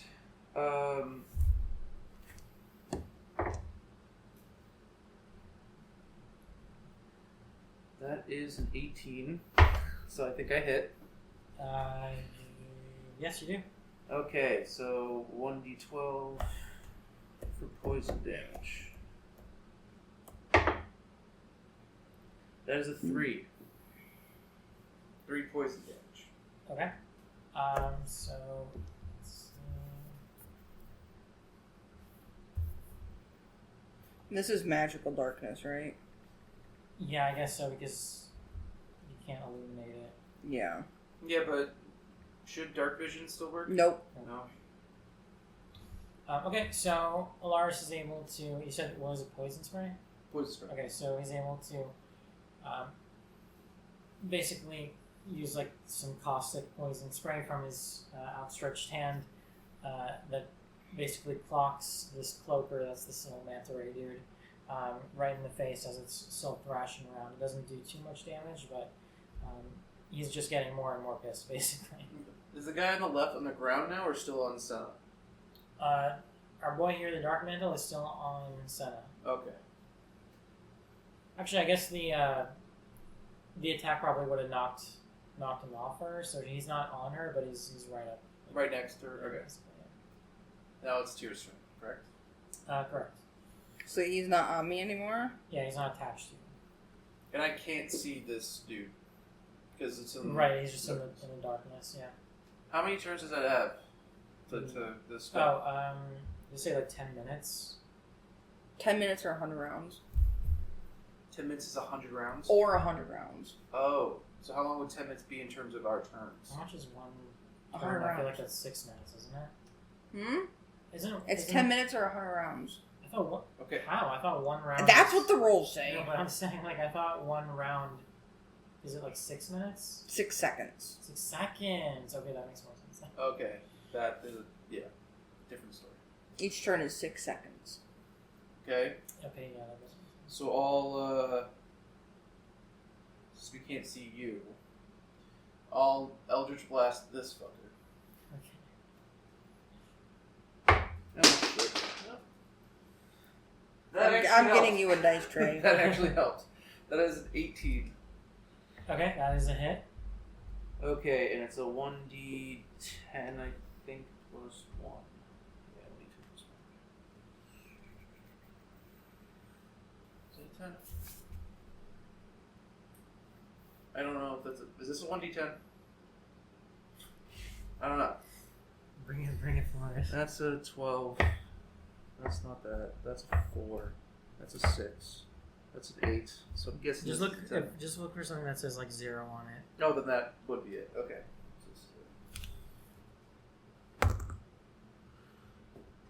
That is a 4. 3 plus 1. So 4 damage. Okay. He can't get knocked back because he's entangled. Alright, so the cloaker takes another 4 damage. Here, let me just check this just in case. Yeah. Cool. So that's pretty much all I can do, I guess. Because that was a cantrip. Oh, wait, hold on. No, that's all I can do. Okay. So with that, is that your turn? Yeah, for now. Alright, cool. That brings us back to the cloaker, so he's going to try and do another strength saving throw. And what was it again to beat? 13. It has 13 strength. Beats it. That is a dirty 20. So Yeah. he fucking rips through the vines, basically just paper shredding into different pieces. Sufficiently pissed off. And is that his turn, or can he do anything else? That's his action. That is his turn, yeah. That's his Alright. action. So from there, we are back to the top of the order with Senna. Alright, I am gonna use a frenzy, and then I'm going to, since it fell off of me, I'm gonna in magical darkness. I have disadvantage on my attack, so I'm gonna swing in its general direction where I think it's at.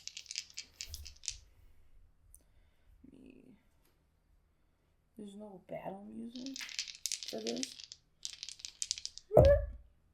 Oh yeah, 8. 8 to hit. Yep. Swing and a miss. Yes, swing and a miss. You start swiping violently, cutting through the darkness. Glimmers of your axe starting to like peek through for the other members of your party to start to just get a glimpse of some of the chaos that's happening inside. Can you fog. move still? But yeah, but I'm yeah, but I don't want. Just get out of the darkness. Just use your feet. I don't know where the fuck I'm going. I'm. Did you see the other one? Like I'm on like a rock path. Like Yeah, I really can't go anywhere. Just pick a direction and go. At that point, it's better than not seeing. Well, I can't see shit, and I'll probably eat shit. Probably go in the water or something. So I'm gonna stay still. What if we just yell? Can we do that? It's like, can she hear us in there? Mm-hmm. yeah, should be. Oh, Yeah, I just can't see. We just yell at you to follow our voices, step back a couple steps. Well, how far am I on that path? You can say you're maybe about a quarter of the way through. You can say it's not exactly at a scale. Let's say it's a I little know, longer, just- you know. If you're about a quarter of the way through. Like how many steps? Let's Was I say in? let's say you got about like 4 or 5 paces. So you could technically come back. If we're just like, you're following our voice, you could probably lead yourself at least back towards us. Yeah, but I can't see shit though. That's why we're saying follow our voices. Yeah, but if I misstep, I eat shit. So Yeah, but it's better than not seeing.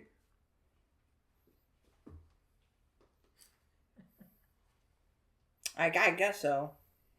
I'll attempt to make my backtrack, I guess. Okay, which way are you going? Towards us. We're Um, Alaris and I would be screaming out for him to like follow our voice, or her to follow our voice. Okay, now I wonder, can the creature see in the darkness? no, nothing can. Okay. So then we can do away with like, what's it called, like rebuke or whatever. In general, I don't really like the rule in general, so we might just throw it out depending on how you guys feel. But yeah, like the opportunity attack thing. Oh, where, like, yeah. if you move, then they get a free hit. I feel like that's annoying.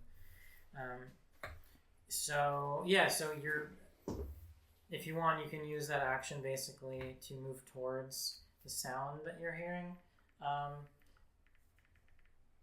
Trying to think like what's a good way to do it. I think it's not that impossible thing. I don't even think you need to roll perception, to be honest. You feel like you could probably just do it. So you're able to take a few steps out of the cloud and start to kind of like re-emerge outside of like the outer circle of it, and you start to hear Tyr calling out to you and get a glimpse of him just coming out from behind you. Mm-hmm. So you're leaving him kind of behind. So if he's around here, you're able to kind of like escape back over here. Am I out of it? You're out of the cloud, yeah. Okay. And that's my turn. All right, cool. That brings us back to the Dark Mantle.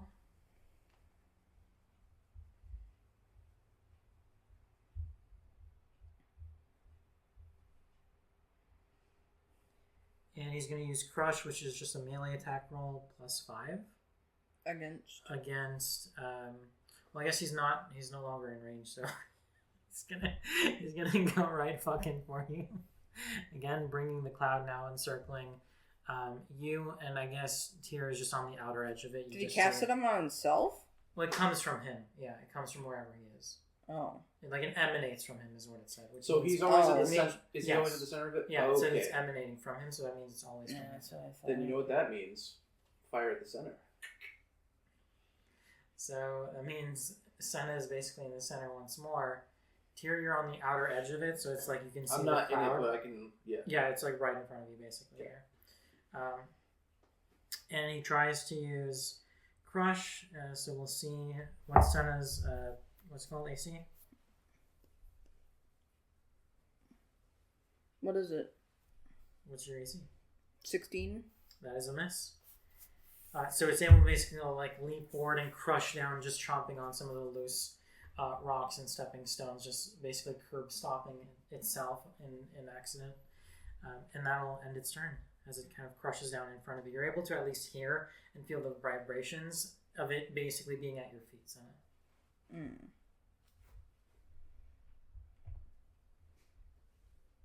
On that spell, does it say that like that darkness disappears at all, or no? Like it's just like a thing. Yeah. I mean, it said here. This effect lasts while the dark mantle maintains concentration on it. Oh, so if you can hit it, that'll loosen its concentration. Yeah. Or up to 10 minutes. Okay. All right. So that brings us to Alaris. So, our boy here is free from the entanglement and is pissed. Yeah. So I was thinking maybe we either do fog cloud or something on this fucker, so he's at least like not attacking us directly. That way he's a little obscured. And then if we go to my turn, I was going to literally just fire a fucking Eldritch Blast at the center of the darkness. With the knowledge that it's emanating from him.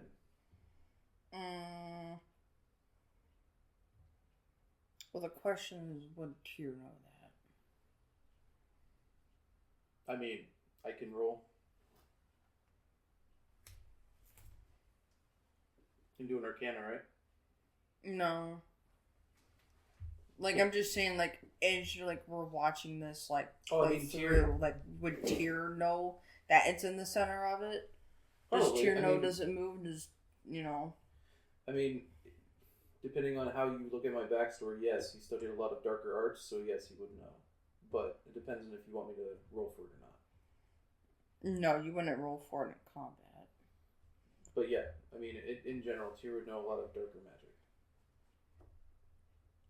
Well, dark magic doesn't talk about darkness, I don't think. Yes, but this is also magic that is literally and figuratively dark.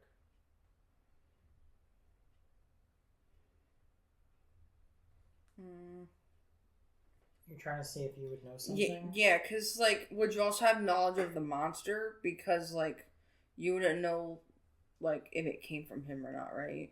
Well, I mean, technically this would be a spell. The darkness is a spell, right? Would be considered a spell? It is, technically. I mean, yeah, because it even works with concentration rules. So, if that's the case, then, yeah. I feel like... But I'm just saying, like, would Tyr know this monster, know that the probably not darkness... the monster, but the spell itself, yes. Yeah, I mean, anybody can know about, like, the dark thing, but would you know that it centers from him? Would Tyr know that? If I knew about the spell, then that would make sense. But I can cast it 5 feet over there. But if he saw it moving with him, like, because it was with you, and then the cloud got closer when it got closer, right? So I feel like that in combination with, like, whatever knowledge Tyr might have, which should be enough to at least give him some confidence. Okay. To act on it. I know what you're saying, though, Maddie. That is a good point.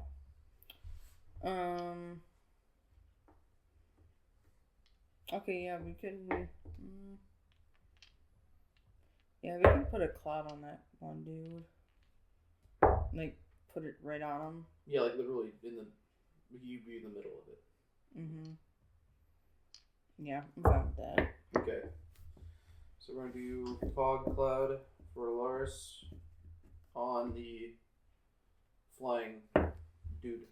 Okay. So that is... You just cast it. Yeah, it's casted. It's just a cast, it looks like. It lasts for up to 1 hour.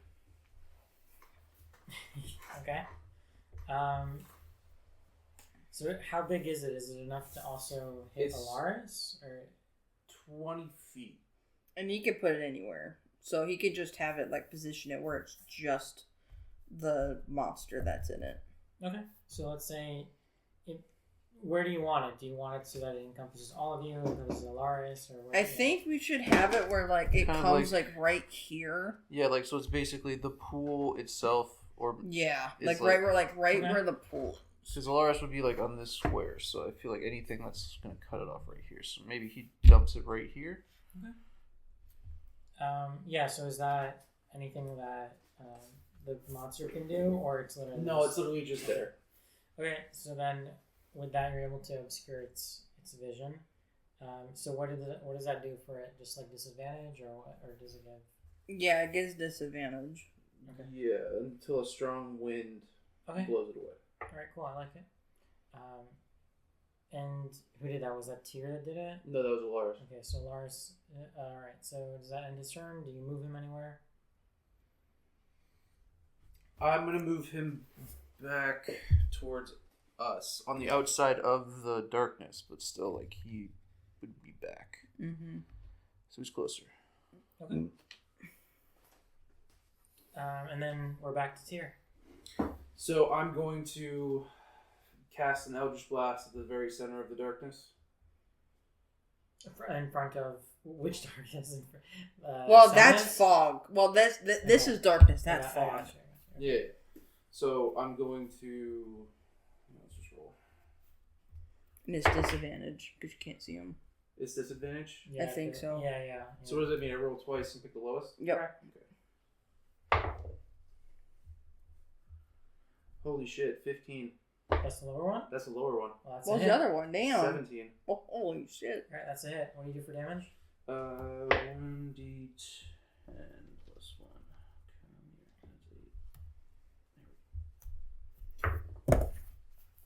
That is 6 damage. 6 damage. Okay. So with that, you launch it cutting through the darkness, and you do hear impact as well, like impact on flesh, but then also kind of just the knockback sound of it slamming or scraping against the rock pathway, confirming to you that you did make contact, and you hear kind of a painful screeching sound coming from that cloud of darkness. So yeah, it would also have. So I have the upgraded version of this, which would also knock it back if it hits. Okay. Does it say like how far it would knock it? That's one. Like what level are you mean like what level you're casting it at? Oh yeah, which one did you cast? Oh, I mean, it's, Well, no. it doesn't really upgrade. It's like upgrade fully. Like for 2 beams, it would be level 5. That's like the next big upgrade. Other than that, it would be. Where is it?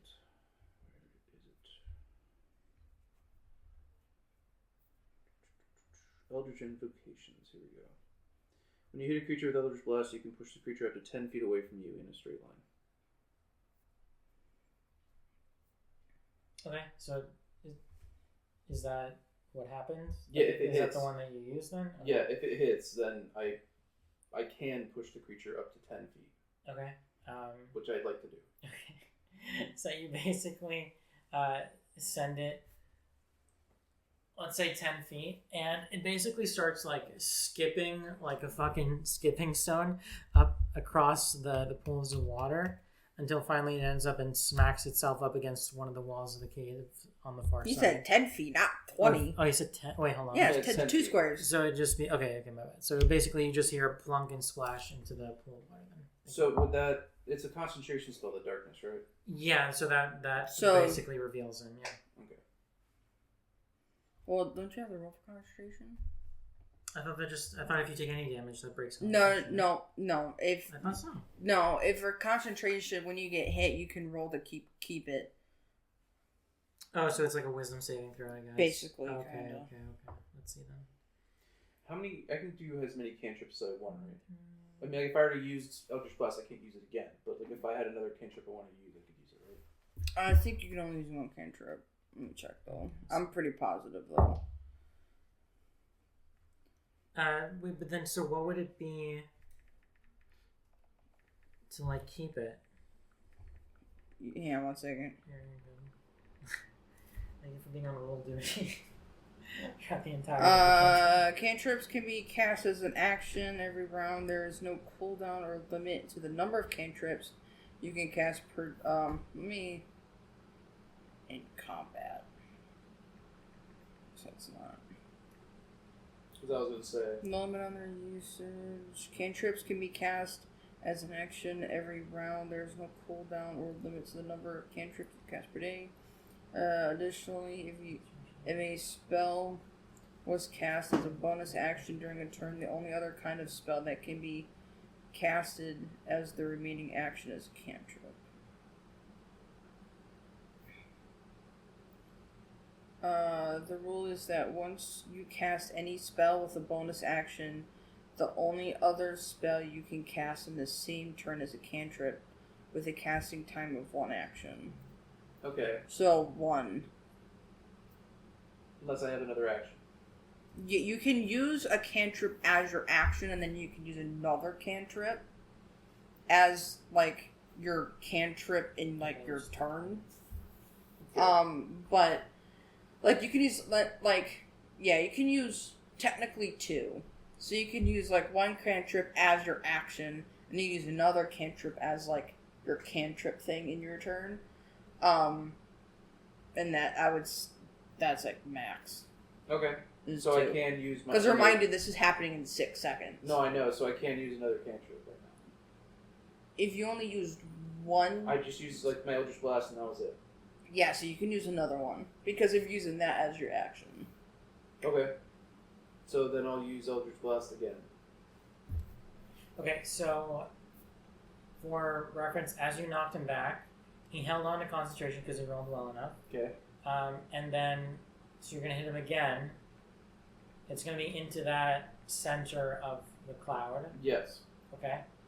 So, yeah, go ahead and roll to hit then. Oh, it's with disadvantage along. 7. That is a miss. Shit. It says you can only cast Eldritch Blast with an action. Okay, then never mind. Is there anything else you can do? Yeah, I can do Firebolt. Yeah, go for it. We're going to use the same roll, though. Oh, same roll? Okay, so fucking never mind then. Might as well not have done anything. Yeah, sorry. So... I believe you. Okay, so from there, we are back to our cloaker buddy, large and in charge. Who is currently enshrouded in fog.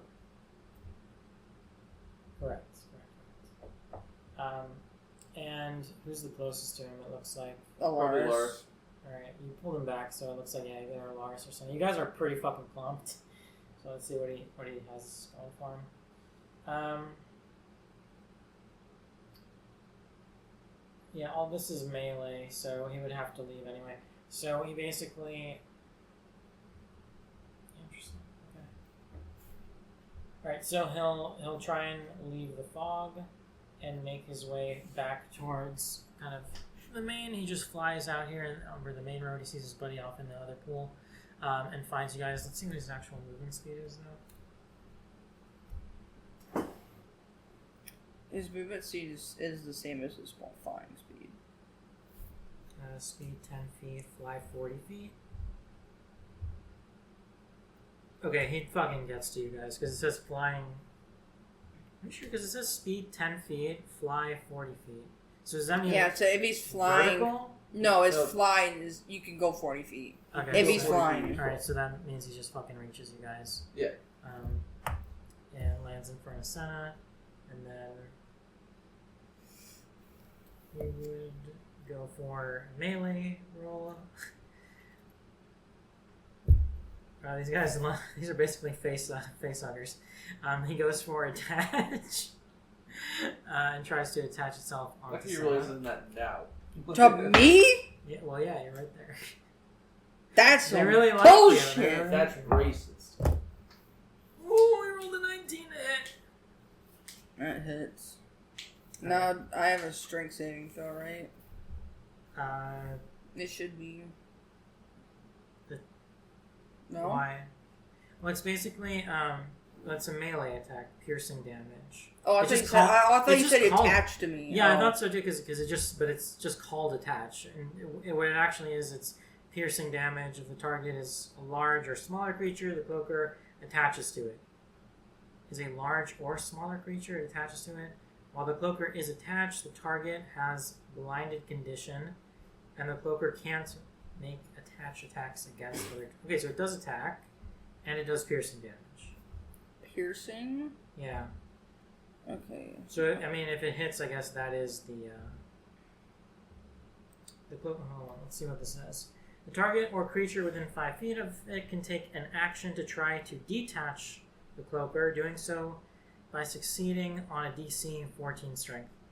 So I feel like that only comes in after it's been attached. Okay. And how much piercing? I'm definitely gonna nerf it because this thing is fucking insane for you guys. So give me a sec. I'll do 1d6.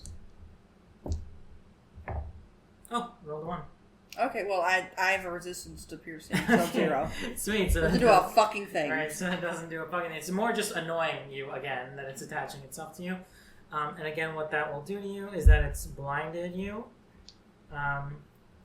Which, using our handy dandy DM screen, where the fuck is blind? Blinded automatically fails any ability check that requires sight. Attack rolls have disadvantage. Attackers have advantage. Okay. So now you're blinded. So that means you have disadvantage, other people have advantage. Say it one more time. So you're blinded, so that's going to mean that your attack rolls have disadvantage, and that attackers have advantage. Okay. Bullshit. Yeah. This is fuck Maddie Day. God damn. Well, I'm about to fucking curb stomp this motherfucker. So. Yeah, I figured. Alright, so that brings us back to Senna. Okay. Well, I have advantage on strength saving throws because I'm raged. So I'm just So gonna. then it's a straight roll because you have disadvantage for being blinded. So then that's a straight roll. What does it say? On a strength because I'm blinded. It doesn't make any Well, sense. are you doing a saving throw or an attack? A saving throw. Oh, okay, yeah, then that's different. Then that's you trying to detach from it. So Yeah, you're fine, I'm trying to rip this fucker off. Okay, that's fine. That's fine. I was like, that wouldn't make any sense. I thought you were trying to attack because you just No. said I'm gonna fucking curb stomp this thing. So I was like, okay, she's getting ready to smash. Well. Okay, yeah, go for it. Sorry. Very good.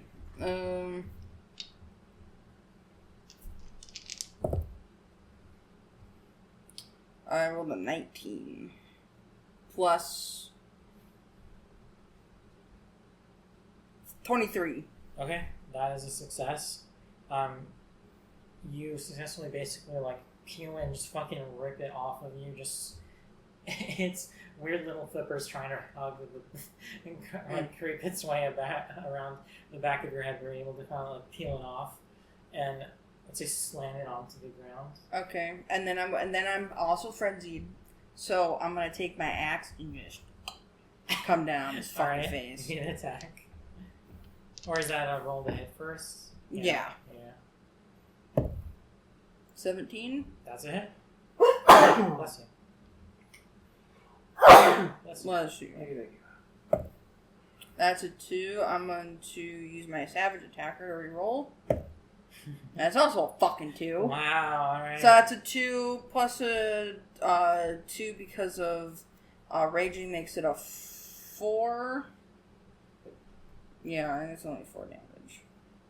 No, and then plus 4, so 8 because of the Okay. on the actual axe itself. So you do 8 damage. So that's a solid round for you. Getting some revenge in. Curb stop, I like it. motherfucker. Alright, then we are back to the Dark Mantle, which is our little witch hat boy. And he's still in the pool of water, so he wants to join the party. He sees his friend having a little bit too much fun. So he's gonna come around. Actually, let's make sure what his fucking. Yeah, what are my other movement is. that D8. Oh yeah, he can. Yeah, well. One guy, one moment. What's this? He has Blackbird. flying of 30 feet. Right, so that would be that's close. 30 feet is like 5, right? Or yeah, It's 6. 5 per square. It's 5. Okay, so that'll. Let's say he's coming around, Well, so try and like 6. sandwich you guys in. So let's say he's like around here. Okay. All right, I think that's there. The darkness is off, right? Or did he save it? He No, he saved saved it. it. He saved it. Okay. So that means he's starting to encircle you guys once again. Oh my god. Yeah. You guys fucking clumped up. Am I in it? Now you're in it. Yeah, you'd be in it, yeah. And then from there, he will use Crush, so it's just a melee attack on Tyr because he's closest. He rolled a 2, so it's a miss. Definitely a miss, yep. That'll end his turn. And that brings us to Alaris. So Alaris isn't in the darkness, no? No. No. Okay. Maybe we just shillelagh and have him beat the thing that's on you. The whole thing is on the floor, yeah. Oh, the thing that's on the floor now, yeah. That probably would be the smarter idea. Beat him with the stick! Beat it with a stick. Alright, so he's gonna shillelagh. Which is a cantrip. And then I'm gonna beat the fuck out of the thing on the floor. Okay. So give me roll to hit. And then if you hit, then the shillelagh makes it that you just use your wisdom modifier for the attack. 16. Okay. That is a hit. Alright, so it's a 1d8. Plus your wisdom modifier. Oh, plus 5. Yeah, that's the point of shillelagh. God damn. It's beautiful. What the fuck is the 8? That's not the I feel like Dan would name his child Shillelagh. I feel like at this point I might have to. 8. Oh, right. That I've had triplets, it'll be shillelagh. That is a 10. 10? 5 with the plus modifier? 5. Okay, 5 plus 5. alright, sweet. So, alright, now you guys have some momentum going. I like it. Alright, that'll bring him down by 10, even more. Okay. So that was his action, right? Yeah, Okay, that's Oh, I know, but But you can use cantrip. I was gonna say I can use poison spray on him now. Yep. okay. Go for it. Alright. 13. 13 damage? No, 13 to hit. 13 to hit. Okay, I'm like, what the fuck? That's a miss. Fuck! Just barely. Okay. No. And then I think that's pretty much it. Now we're on Tyr. Tear. Now, if I were to try and move away, like somewhere over here, back away from the... Could I try that? Or like, Yeah, of I mean, course. alright. So how would I do that? You would walk. With like disadvantage? I mean, what am I doing here? No, you could just walk on Yeah, it. that's fine. It's just like when you're trying to hit something, you know? Okay, so I'll move back a bit more. Yeah, good idea. So I think I'm out of it at this point, right? Yeah, you're one square. Yeah, if you step in that next square, you're in it, but you're good. Okay, so I'm stepping back, I now see where the center of the circle is. I'm going to try hit it again with another Eldritch Blast.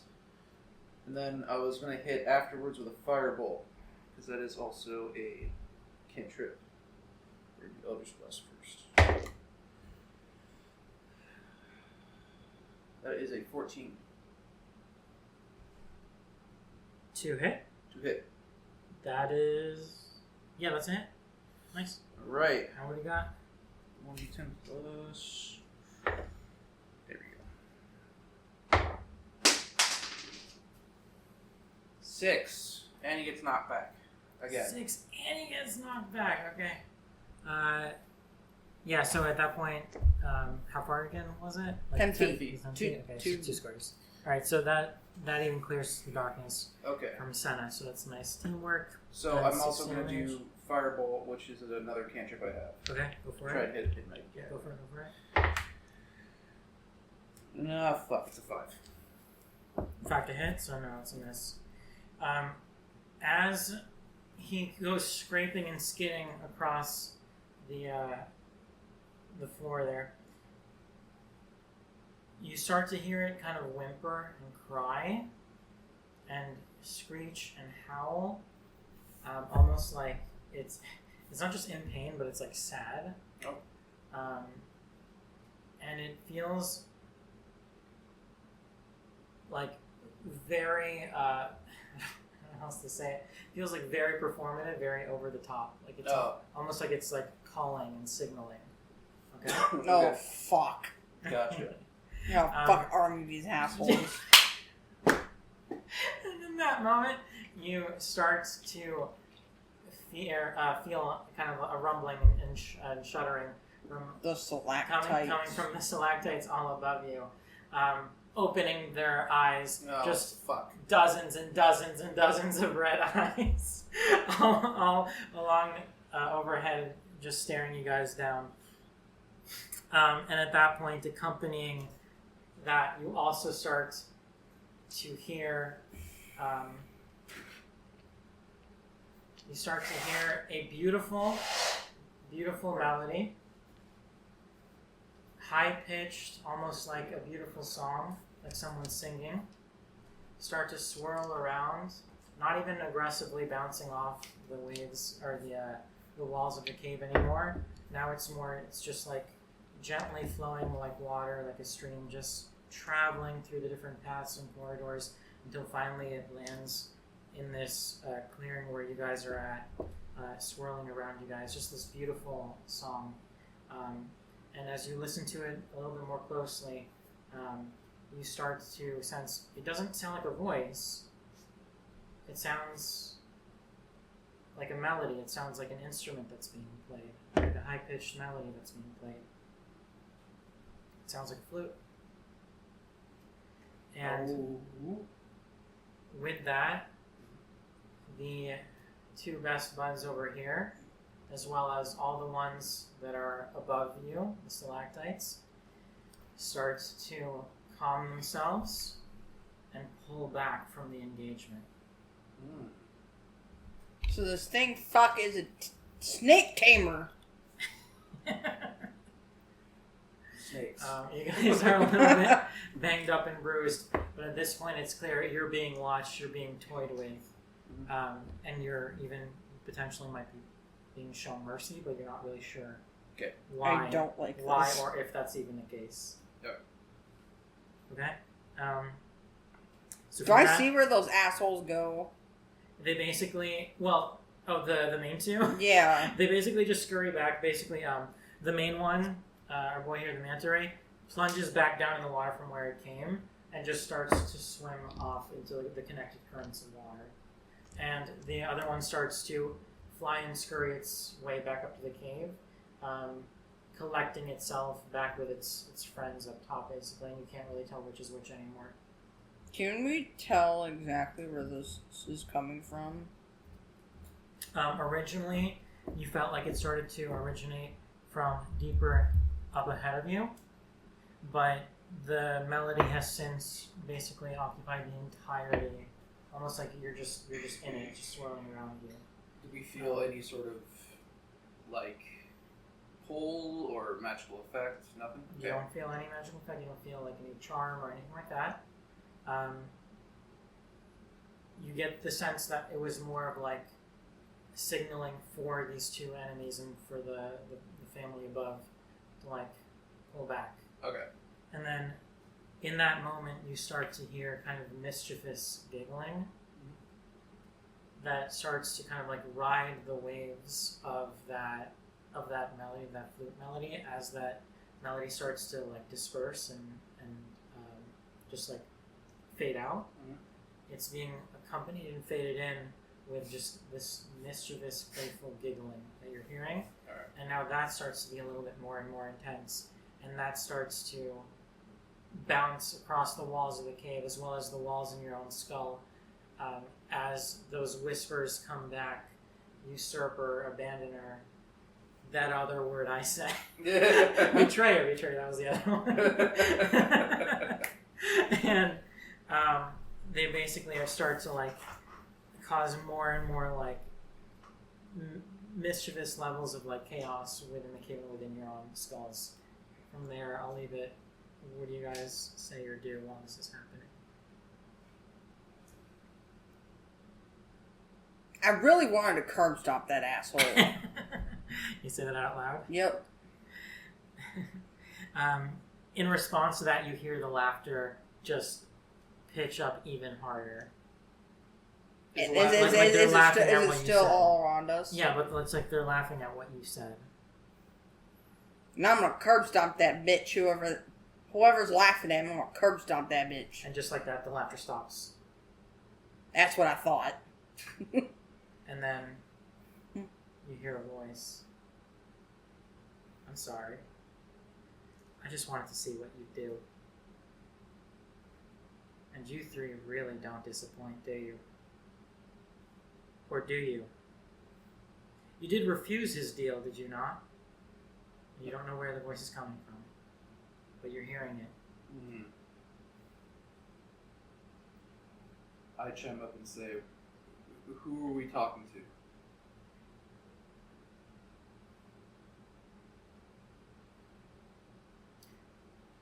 A gracious host.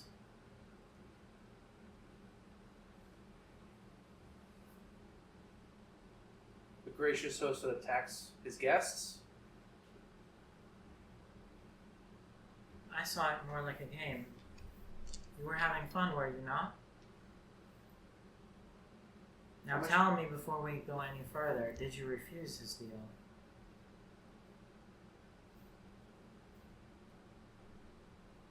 Who's him? The bard that's been watching you ever so closely since you stepped on his shore. Alright, this is actually above table. Did Aldrich give Valaris a... I know he talked to Gave him him. a deal. He's basically But- said, join me and we can help rebuild this. The master I serve is very powerful. Look at the knowledge he bestowed on me. Look at this library I have to thank him for. So is he mostly asking Alaris this? The voice that you're hearing, it sounds feminine. Okay, she is. And it's directed at all three of you. Remember, each of you were offered a deal. Remember? Yes. I just didn't know since, like, the bard is technically... That's fair. Yeah, that's fair. Yeah, only talking to him. I'm just gonna kind of look back towards you guys like, what the fuck is she talking about? Because, like, I know I didn't accept the deal. Oh, we didn't... Yeah, but I'm just saying looking at you guys, 'cause I don't know what you guys did. We got an offer, but we didn't accept it. I wonder if that's true. And then that statement is punctuated by the eyes above, focusing on Alaris in particular, clustering themselves around him with the spotlight, just staring him down. Mm-hmm. So I think at that point, Alaris will chime in and say something like, if you're talking about the bard that lives in the lighthouse, he gave me an offer based off of one of the whole reasons we're even here. But I didn't accept. Not yet, at least. What exactly is his offer?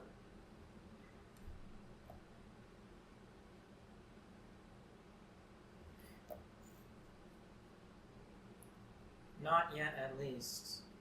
Honesty is a bold strategy for prey caught in a trap.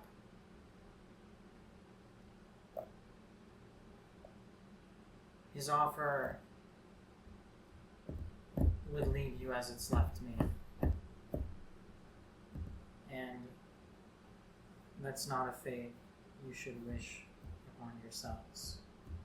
As you hear her say this, she starts to reveal herself, Nice. pulling away her little crew here.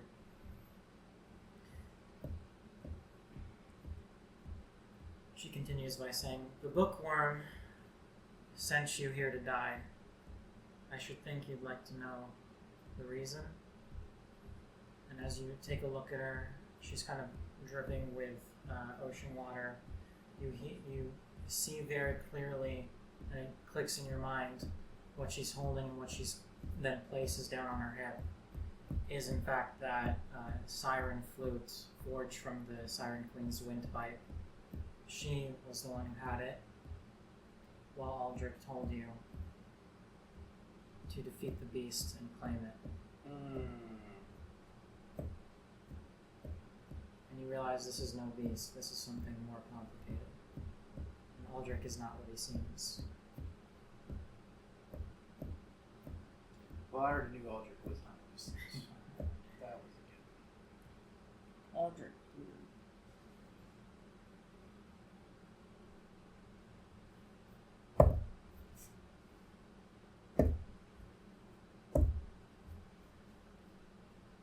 So at that point, I guess Tyr will say, so you're guessing you're the beast that Aldrich wanted us to come and slay?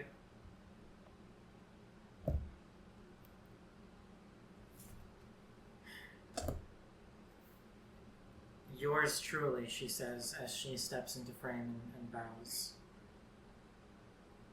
Senna's just gonna grip her axe. Okay. So I guess, I'd be Tyr or Lars asking this, but why are you sequestered here? Don't you like it? I decorated all by myself. And it looks great. But why this cave? Why here? Secluded enough for me to do my work and play my part. So, 2 words. Part.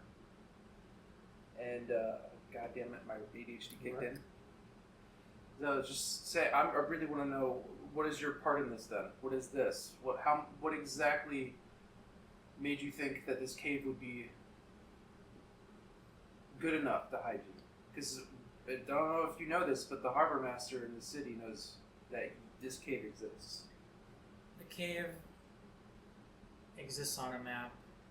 That doesn't mean anyone would come here. They've seen the ships disappearing. They've seen the rolling bits of fog. They've seen what happens to sailors when they venture too close. They've seen the interceptions, the lost items, and tales about a beast that would make sailors go mad. So I take it you're the one who's been taking stuff off the ships.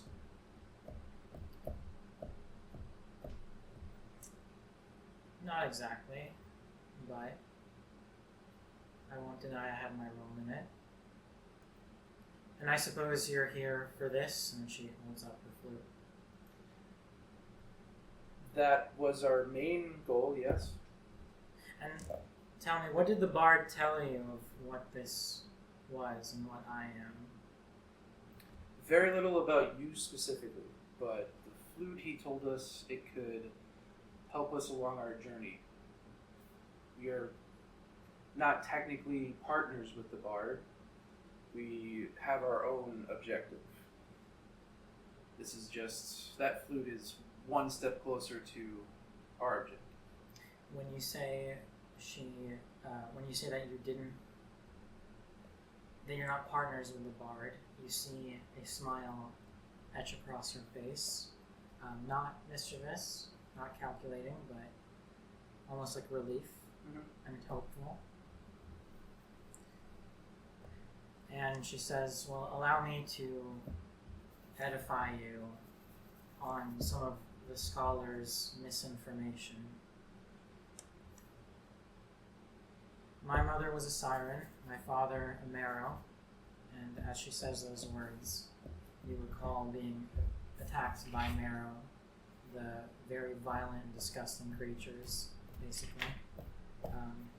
And Tyr or Alaris, you guys, you pick. You can even do both. I don't really care. You can roll history. Do one Arcana, one history, and then I'll paint the picture. Okay. Can I slowly walk up towards her on the stones? Please don't attack her. I'm not gonna attack her. I'm just gonna heavily intimidate her. Okay, yeah, you can. So Sana, if you So want this to- one, I got an 18, so this one's for Let's say history, I guess? one history, one Arcana, and then Okay. I'll try and fill in the gaps and break them. That is an 11 for, so I guess I got Which one was first? You choose. Doesn't matter? I think you Okay. said you choose. Which one would be more important? Well, who has the higher of which one? So the lower one would take the higher. Oh, I mean, I have 18 plus 2 on both. So Okay, and what does Lars have? Lars would have a 14 plus 4. So 18. So it dawns on the two of them. They recall their formal studies, and Alaris in particular is able to bridge some of the gap given his readings from Aldrich's library, and recall some history about how this world was forged, what came before it, what came during the early years of its formation. And with that, there's a loose connection between what these marrow are and what came in the before history and the forging of the world. You recall that in the myths of creation, there were large primordial beasts representing chaotic forces that lived in the time before order, but the time before really there was anything. And there was tell and myths of these beasts battling each other, and from the wreckage creating a new world. Some of them being banished to different planes of reality. And with regard to the marrow in particular, you recall where the story of marrow's origins, which are basically, they come as a result of one of these primordial beasts trying to escape its plane of existence and come back into the material world. Okay. And in doing so, what it tried to do was it turned merfolk that were like perfectly conscious, rational beings into these basically abominations, these creatures of chaos. And so, in her telling you, my mother was a siren and my father was a marrow, you get a sense of her lineage and her potential power, and maybe some doubts about how good or how evil she might be based on these two conflicting lineages within her. Okay.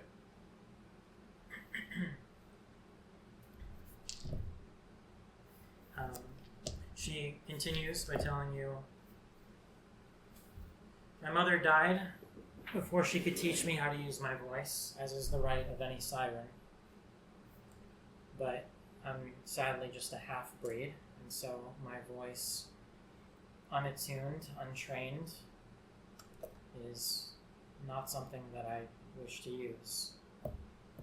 I can make sounds and songs, but not music, not harmony, not controlled chaos. Without training, my voice does what it wants. And what it wants, as she starts to say this, you see the kind of blue veins that wrap around her, and even are on her collar and up until her throat and her neck, and creeping like fingers just around her face and her cheeks. They start to glow blue. As she says, and what my voice wants, the blue light starts stirring around, is chaos.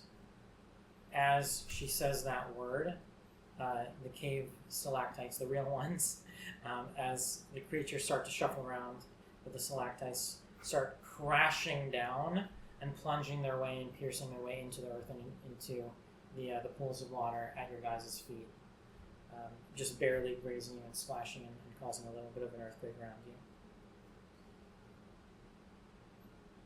She then basically treats those now like fallen stalactites as stepping stones and starts to kind of like hopscotch her way across one to the next.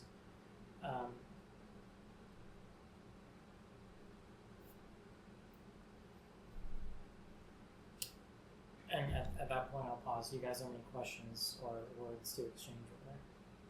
Well, let's I'm gonna fucking head back. Because she's heading towards us, right? Well, them. Yeah, basically she starts kind of making her way. She starts like hopscotching around in a pretty playful manner.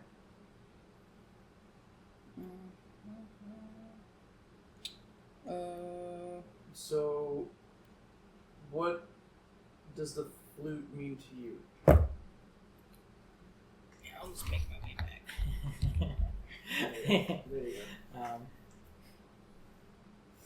This flute is a way to control the chaos of my voice. This flute is a way for power, for peace. It's a memento from my mother, the Siren Queen, not slayed by some mythic hero of mythology as the Silver Song folk would have you believe, but by something older and far more cruel. Something that crept its way into my life.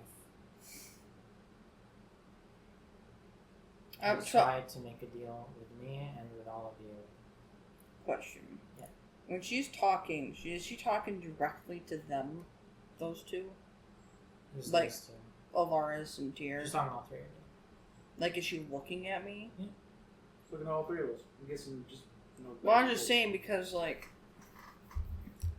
what I wanted to do was, like, if she was paying attention to you guys, and, like, I kind of made my way back, I kind of want to get behind her. For what reason? I just she doesn't do anything stupid. But she doesn't do anything stupid. It seems like you're about to do something. No, I just want to make her she doesn't do anything stupid, because if she does something stupid, I could pounce on her. Yes, but if you could pounce on her anyway. I'm just saying, like, I know, but I want to surprise attack her if it happens. if we're going to get around her, wouldn't that? Well, make if she's stepping stoning aggressive? towards you guys, like, I eventually want to get, like, behind her, right? Yeah. You can try, you can do whatever you want. It's a pretty single, like, passageway. Like, she's gonna see you. Like, you guys are in pretty close proximity, and there's not, not many places to go. I would say hold off on that thought right I'll just stay really wide of her. now. Okay. You and your slim I'll frame. just, like, stay here. I'll go, like, here, and if she's, like... Where the fuck are my other minis at?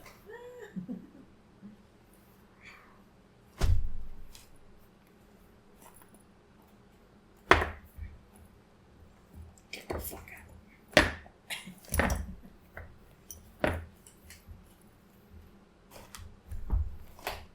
Where the fuck is my tiefling? She'll be the tiefling. Who's the she? This bitch. I got a little water spray. We can use the tiefling if you want, though. I don't know where the fuck she's at on there, so... I've literally right here, bro. Okay. Well, you said she was, like, skipping towards us, right? Yeah, well, let's say this is like, we're going to use our imagination, but like, let's say this path is like the stepping stones. And then further back is like her, her little... Okay, so she's area. not close towards us. No, we can say maybe, what are we saying, maybe 5 paces, so maybe like, I don't know, like 15, 20 paces away. Okay, I'm just gonna sit over here off to the side. Cool. Yeah, we can say like,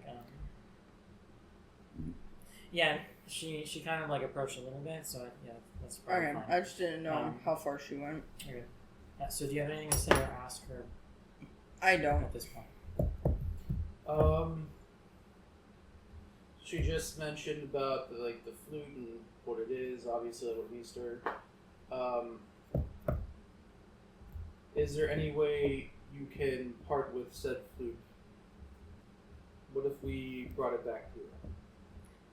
She starts laughing. not only would you die here before I'd part with it, but even if you were to take it willingly or not, this is attuned to me and me alone. This was forged out of my mother's windpipe. There's no one else that can use it. Don't we have the ledger? You have a ledger that Oh, that's true. you can ask her to use it on it. You Okay, well, Make her come to you. all right. Oh. I understand that. Jesus could, Christ. if you have any other questions for her too around like any of the weirdness, I mean, circling back to what you asked earlier about like what exactly is your role here? Like, why are you living here? What have you been doing with the ship interceptions? About what do you know about Aldrich? Like, whatever the fuck you want to talk about. okay, but first I want to see about this ledger, because that is a good idea. So, Tyr will pull out the ledger and say, so Aldrich did mention that that flute could help us understand what is on this ledger. Is there any possible way you could help translate it for us? That was one of the things we did that flute for.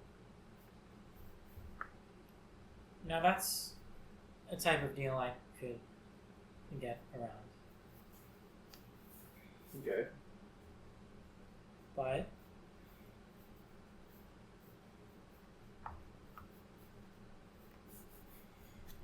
I need to know that I can trust you.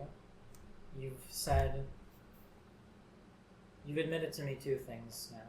One was you have not taken a deal yet. She looks at Alaris.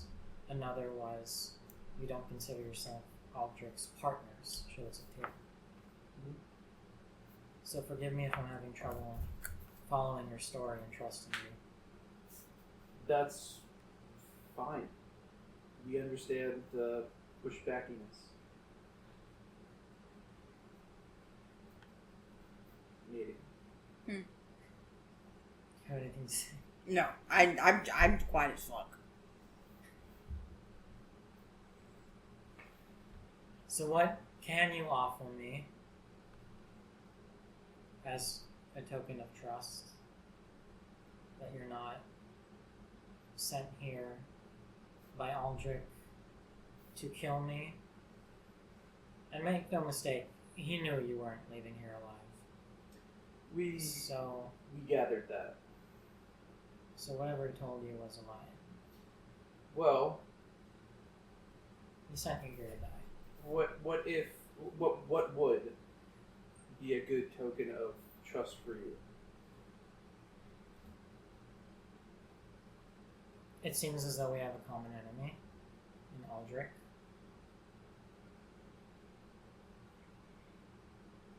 Perhaps an alliance would serve us both. Okay. What do you get out of this alliance? In a word, freedom. You asked me what brought me to this cave. This is not a living situation. I'd choose myself. Something very old found me when I was young, when I had no father to speak of and lost my mother.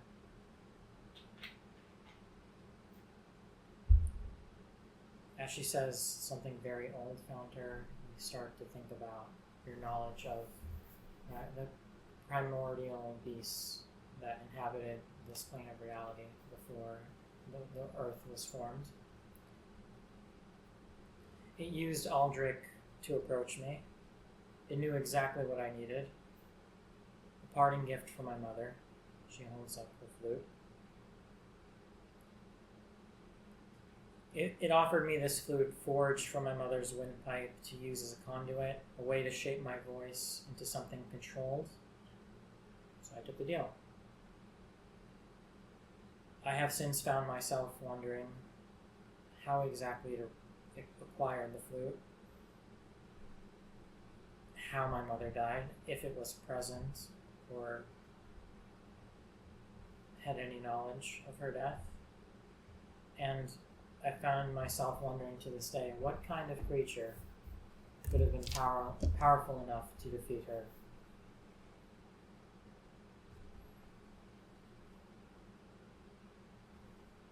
The deal Aldrich has made with the beast, or with this deep voice that calls to all who venture over its waters, predates even mine.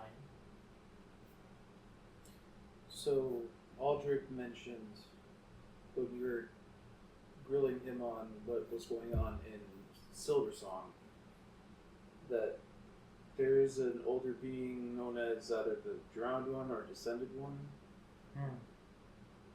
Does that ring a bell? Well, I call it the deep voice, the deep thing. It's accurate. That sounds about right. Do you remember where you first heard it?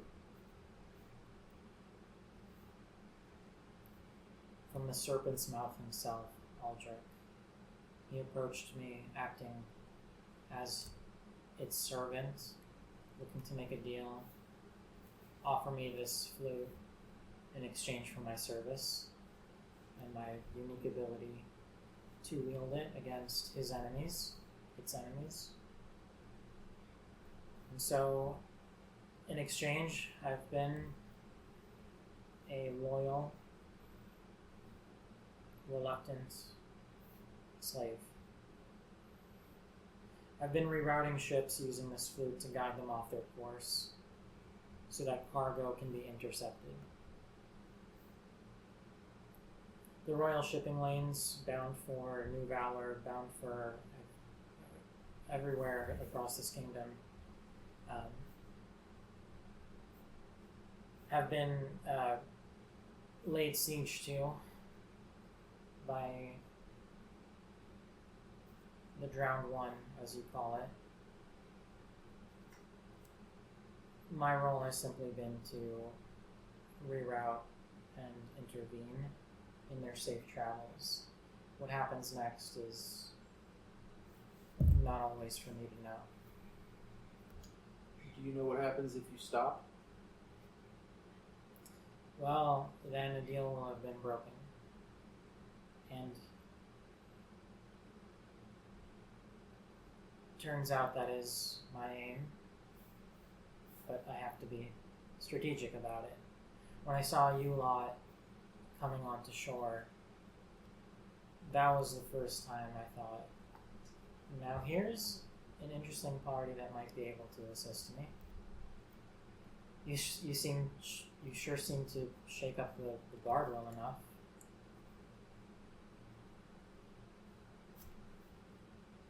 If you accept the deal, why does the bard want to kill you? The bard doesn't want to kill me.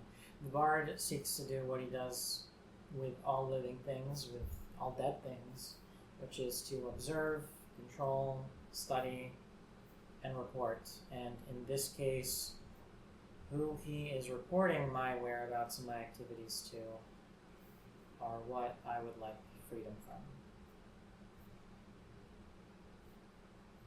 The bard is a more willing slave than I, but a slave nonetheless. Do you know who he talks to above him? That's not something that I get access to by. You did get my note, did you not? That was your note?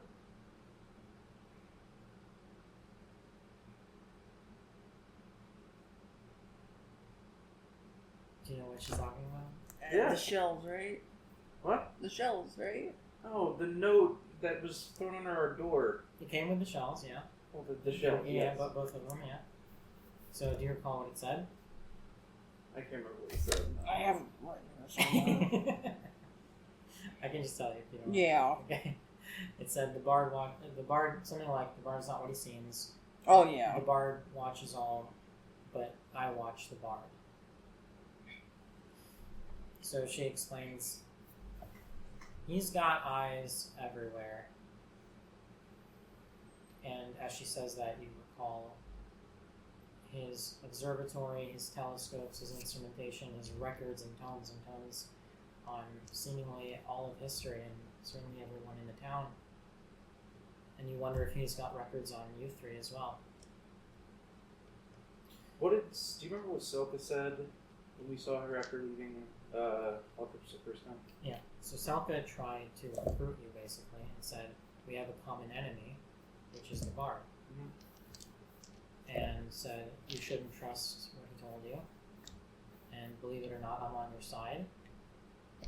We have a common enemy, and together we could eliminate him.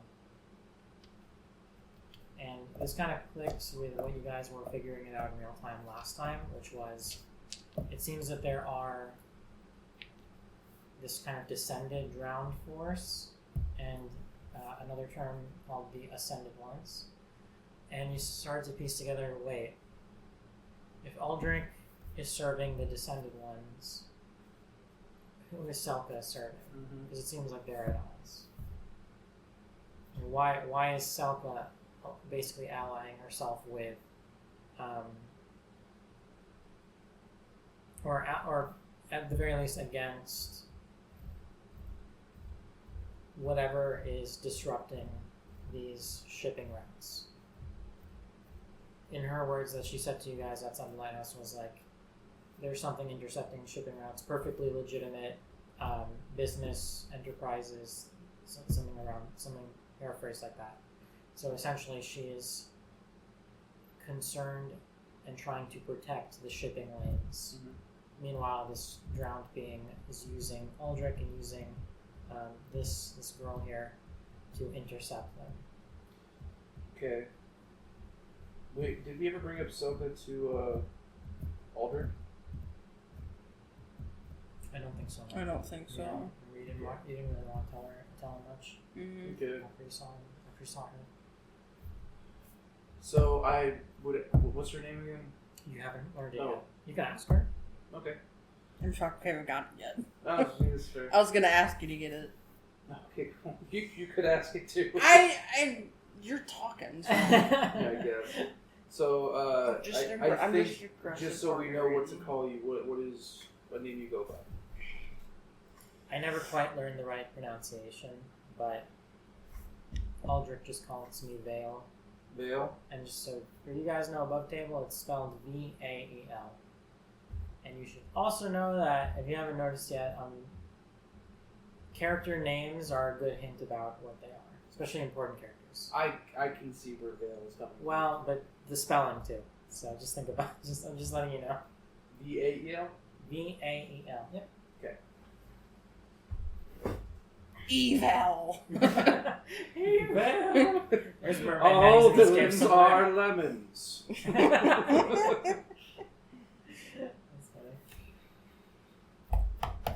funny.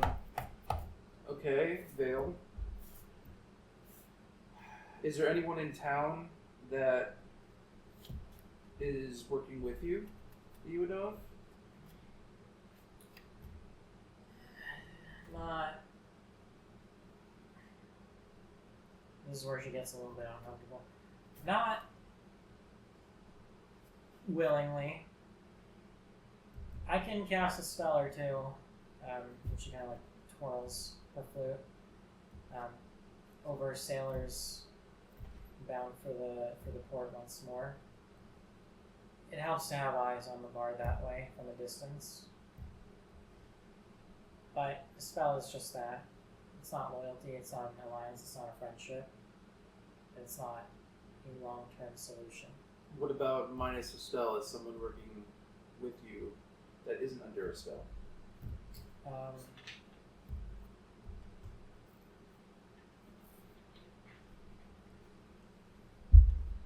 As you say that, she kind of backs away, and then the creature stalactite drops on her head once again, or not again, but just drops on her head basically playfully, and just like squishing and almost like petting her as if to say like, and I'm here helping, like to answer your question for you. Gotcha. To which you basically hear her say, "Oh, Simon, not now, mommy's working." So you gather that she's basically made friends and maybe pets out of these local creatures, basically taming them with her flute. And that's pretty much all the company she has, all the alliance that she has. Okay. If this answers your question, she basically like plays a little tune that swirls a little magic spiral around him of energy and causes him to leave her head, basically. She kind of briefly explains, like, these critters have a purpose. Well, Simon here collects the bottom of the seafloor for shells. Did you get my shells? We got your shells. I don't know what show you're talking about. Well, I hope that you do find them, because they weren't just debris that I collected for you. There's a reason I gave them to you, and there's a reason I surround myself with them. So I'll pull up the shell that I have and just look at Senna, just say, make it complicated. Talking about this I just whip out my whole fucking bag. like a bucket of shells. You mean these ones? I don't really remember which one was the one you gave me. It's like any of them will do. That's perfectly fine.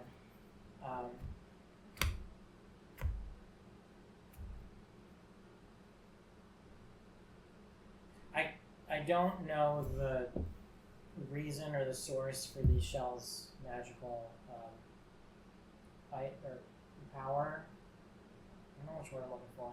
Properties.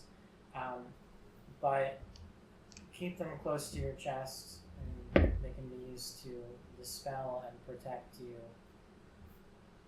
against the deep voices alluring song. You be talking like earmuffs? Adds like a bra, and then she'll like That's a shield. little Just mermaid. keep them on. You guys pick however you'd like to wear them. We just want to know so when the time comes, we know what to do. You know what? Just give me the shells. Yeah. No, she's serious. Give me the shells. Nah, she whips. Senna just whips back. No. She looks at Senna and just kind of rolls her eyes. Do Alaris and Tyr give her the shells? I'll give her my shell. Okay. I keep my shell. Such a child. I will be a pirate. At which point she starts to rummage around through her pot and untangle some fishing lines and a hook, and basically like poke a hole through and make fashion necklaces for the two of you out of them. Can I hand her a shell? Now you want the next Yeah. one? Well, now I feel left out. Yeah. Oh, hell no. You ain't gonna give me a Like, necklace? give me, please. Yeah, I'm getting really good at making these. So yeah, and she takes one from you and then fashions one for you as well. I want the bigger one. No. All right, from there. No. Don't give her everything. Yeah, so she hands you the bigger one. God damn it. I feel like just to scale, it would make sense. It would look a little silly if it was just like a little thing. Like Just a massive shell right here, like flicker. I don't think they're that fucking big. Yeah, and so she doesn't really explain or really know how they obtain their magical properties, but says to keep them close.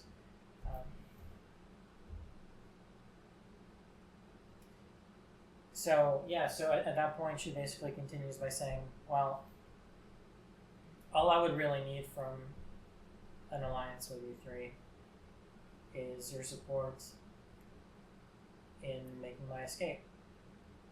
I'm done. I want out of these binding,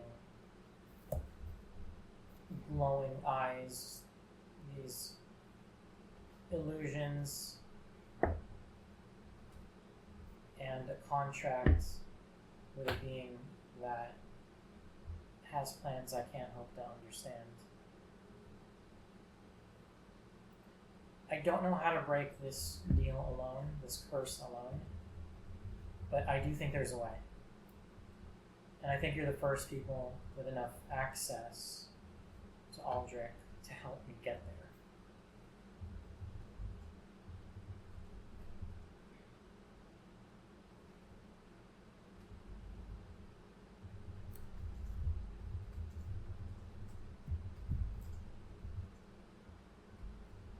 This is above table. She mentioned something about a token. Is it something that's actually physical, or is it just like she has her like word and trust? What token? Because you're talking about like a token of trust or some shit. Oh, it's not a physical token. It's just an expression. Okay. Yeah. She asked you, "What can So I you had a give fucked me?" up idea. Yeah. She just asked. "What can you give me?" Even if it's just information. Oh. Okay. To show that I should trust you. I was gonna offer Eldrick's head. You're right. That is a fucked up idea. I mean, you could. She's not exactly a fan. Wow, that's a lot. Alright, maybe I came to the wrong people. Exit that way. Take your shoes. Take your shoes. It's like a Vantress with like, yes, evil egg. I should kill him. Whoa, let's not get hasty.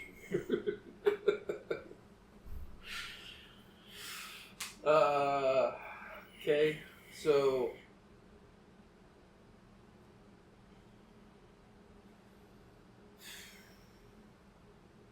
did she already mention what we can give her? That would be like a token of trust. At this point, I think you exchange enough information to where she's. I'm fine with that. Okay. So, how do we help you with this situation? Is there anything we can do? Where do we start? Maybe could you also read this letter before we this ledger? Oh yeah, shit. I Before we forgot get out about of here? that fucking thing. Fair enough. I suppose this might be the deal I've been looking for. As for where to start, Aldrich is the key. If we can get to his library, or even get to him, we can learn the truth about the nature of this deal, the nature of this person, what it would take to free myself, and hopefully even him. If there's enough left in his mind that hasn't been corrupted by the deep voice's whisperings, or by his own obsession for knowledge.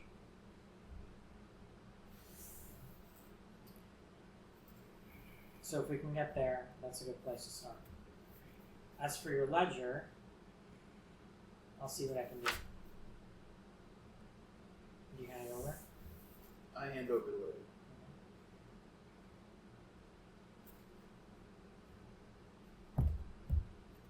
She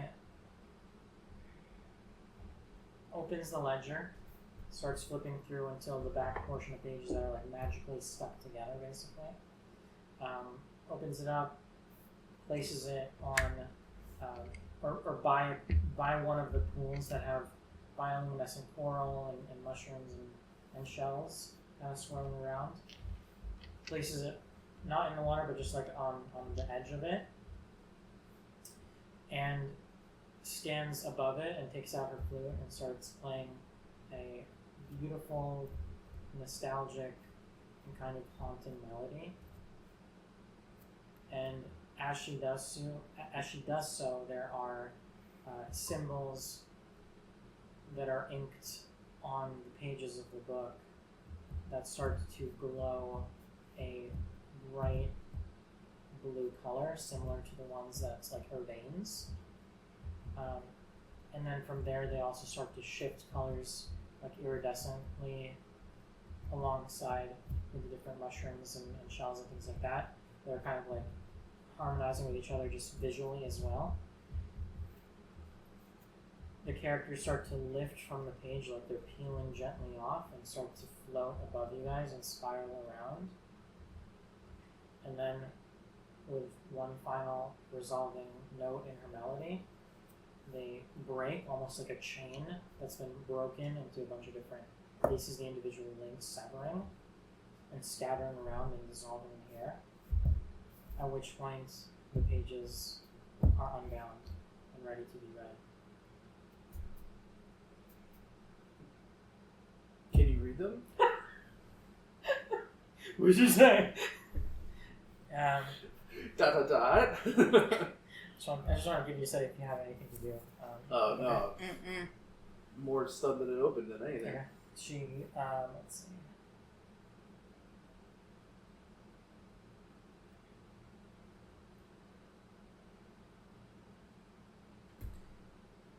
So, in reading through the unbound pages, you're able to learn the following.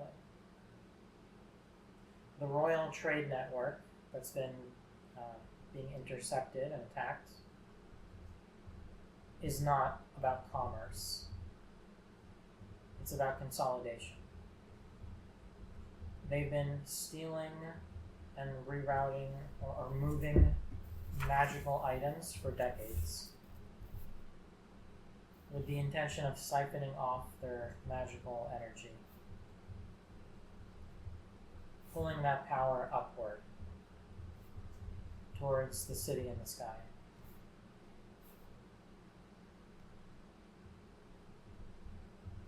The drowned gods, the drowned voice, is intercepting those shipments mid-route with Aldrich and with Vale's help. It's intercepting their shipments and draining the items before they can make it to their destination.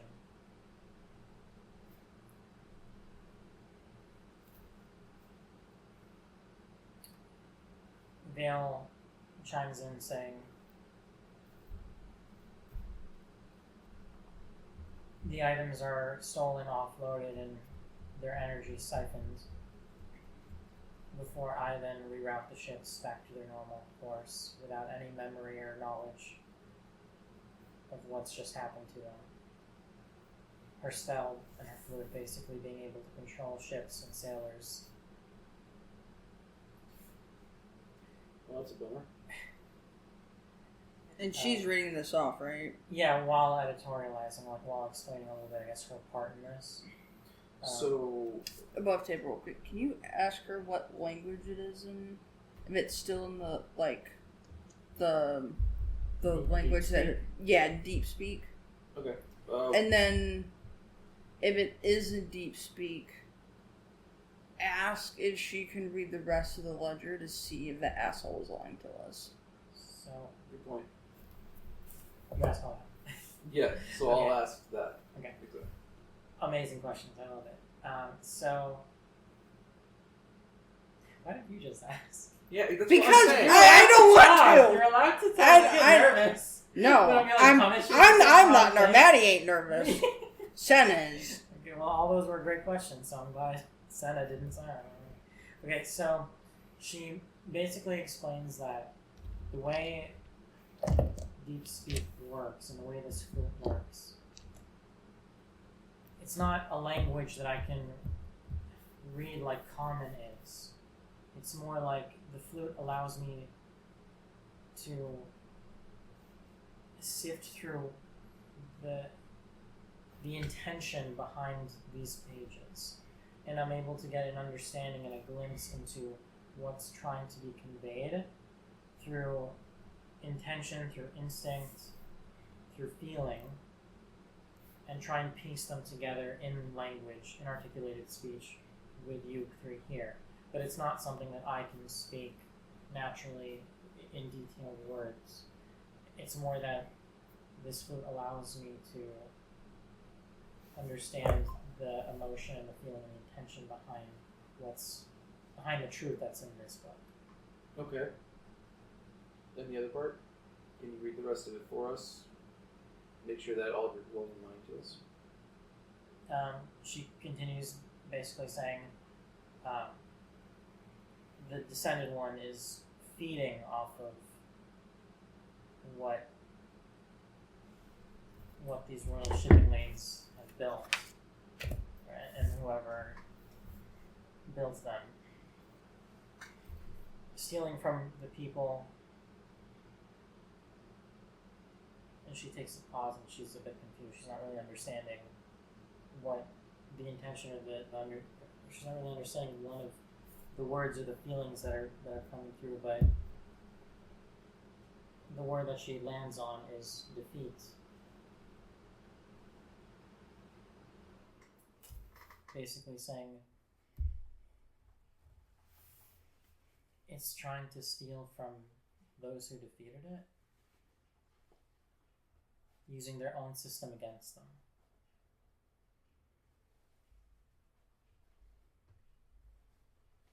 How did we defeat it then? Oh, we don't defeat it. I don't know what it's referring to. But there's some vague mention or sensation that I get that the drowned one is acting in retaliation against the ones who created this royal network and the ones who are stealing these magic items. It's trying to intercept them and siphon off their energy so that it can be used against them. Well, therein lies part of our problem. Our items were probably on that ledger that we're looking for and taken by your old one. Is there any way we can get those back?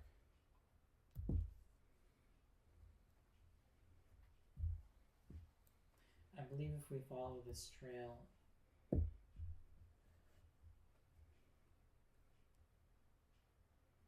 Aldrich would be able to help shed some light on this. And you said you had items that were taken as well. Do you know who took them or who their allegiance was to? Because it might not have been the drowned one. It might have been whoever the drowned one is fighting against. Well, there was... It might have been someone on the side of the royal shipping lanes in the Navy. Well, from what we know, it definitely wasn't someone who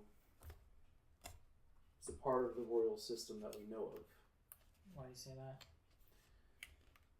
Because the person who took our stuff we've already found and said that they communicate with a sort of shadowy group of people. It doesn't sound like it's the drowned one. It also doesn't sound like it's anything specifically royal. But we don't know who specifically is a part of that group. So above table, I'll tell you, Lyriel was the person who stole Yes. your items. She was a part of the Druids, or the Harpers, Mm-hmm. who were in charge of kind of protecting the Druid Grove. And she basically rebelled against that and sought out power and thought the Harpers were basically slaves to the Druids and didn't like that. And she thought that her ambitions were larger than that. And she didn't give you much information about who she serves, but you don't know enough to rule out whether it's the drowned one or it seems more likely that it's more linked to this term of the ascended ones that you heard in your investigation, right? Yeah. The ascended ones are like the name that's referred to like in her ledger and in her book and in the tunnel networks and things like that underneath the grove that was attacking the grove. That seemed to be from the ascended ones. So right now you've kind of established that the ascended ones are the ones that attack the grove, that have been trying to siphon off the energy from the trees, that are routing magical items through these royal shipping lanes. Meanwhile, you have the descended ones who are essentially trying to intercept and fuck with the ascended ones network. Gotcha. And try and steal and siphon off that energy for themselves. So you don't really know where Lyriel, where her allegiance was, but I would say it's more likely that it's with the ascended based on what you've seen. Okay. So I'll rephrase what I said and basically keep that in there. then. Okay. Because if that is the extent of our knowledge, then that's pretty much what I tell her. Do you say anything else or do anything else at that point? No.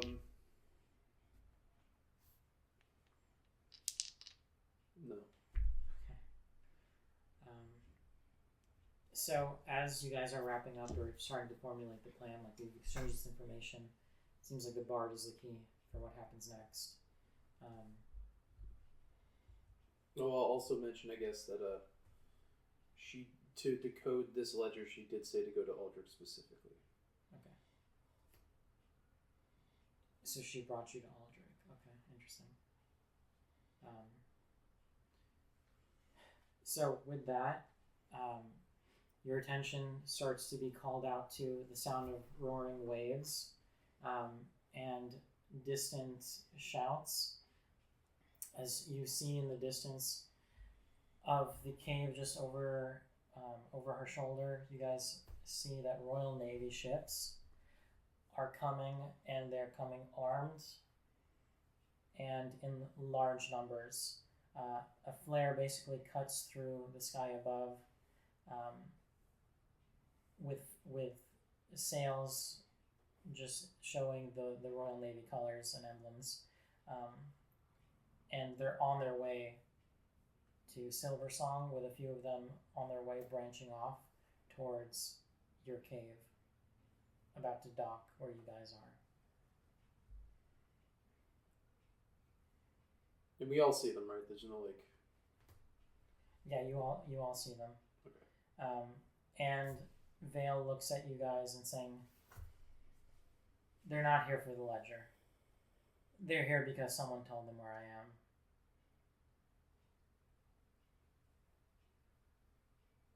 I'm gonna ask her if she has a conch shell. To call her back. No. Oh. It's dumb, mean reasons. Something about magic Okay, so conch. she looks at you. Is your shell collection insufficient at this Yes. moment? And she Yes. looks at your satchel of stolen shells. Yes, as I'm rifling my fingers through the shells. There's probably one around. Go ahead and look. I'll go find one real quick. I love the sassy. A big Okay, one. roll to find one. Go to investigation. Okay. Roll investigation. I don't know. Can I get Let it? her have a shout. Don't say, "Can I get a bonus? Can I get a guidance?" Alaris is not with you on this. I feel like Alaris, I need reasonable. help. I feel like that's reasonable. Yeah, at this point, I would say yes. That's pretty reasonable. Watch, it's gonna be a fucking nat 20. I'm done touching you. It's a 6. You find a snail. It kind of looks like one they ate off a rock. And you put it on your shoulder if you want. If you want, you can keep it. If not, No, I'm gonna throw it on the ground. Okay. Careful with the wildlife. Yeah. So, Vale says, "What do you say? Are you with me?" Well, I don't think we have another choice. Well, guys, it's time to disappear. She basically sheathes her flute and she lets out a blood-curdling screech from her voice, just building up in her chest until finally it screeches out, just cutting through and causing the entirety of the cave to rumble. The stalactites come crashing down, essentially destroying her cave and covering your tracks.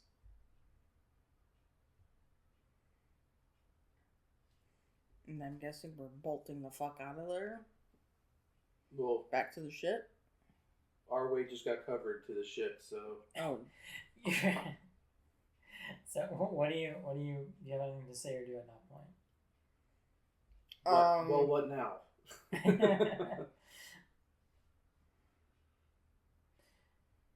We need to get to the lighthouse. There's a secret passage behind the opening here, basically motioning back to where her sleeping cot was. Mm-hmm. It ends up further back, the cave system.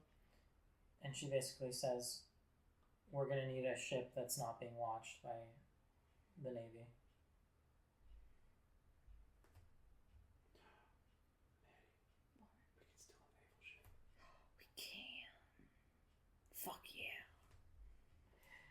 Alright, and I think when that will end.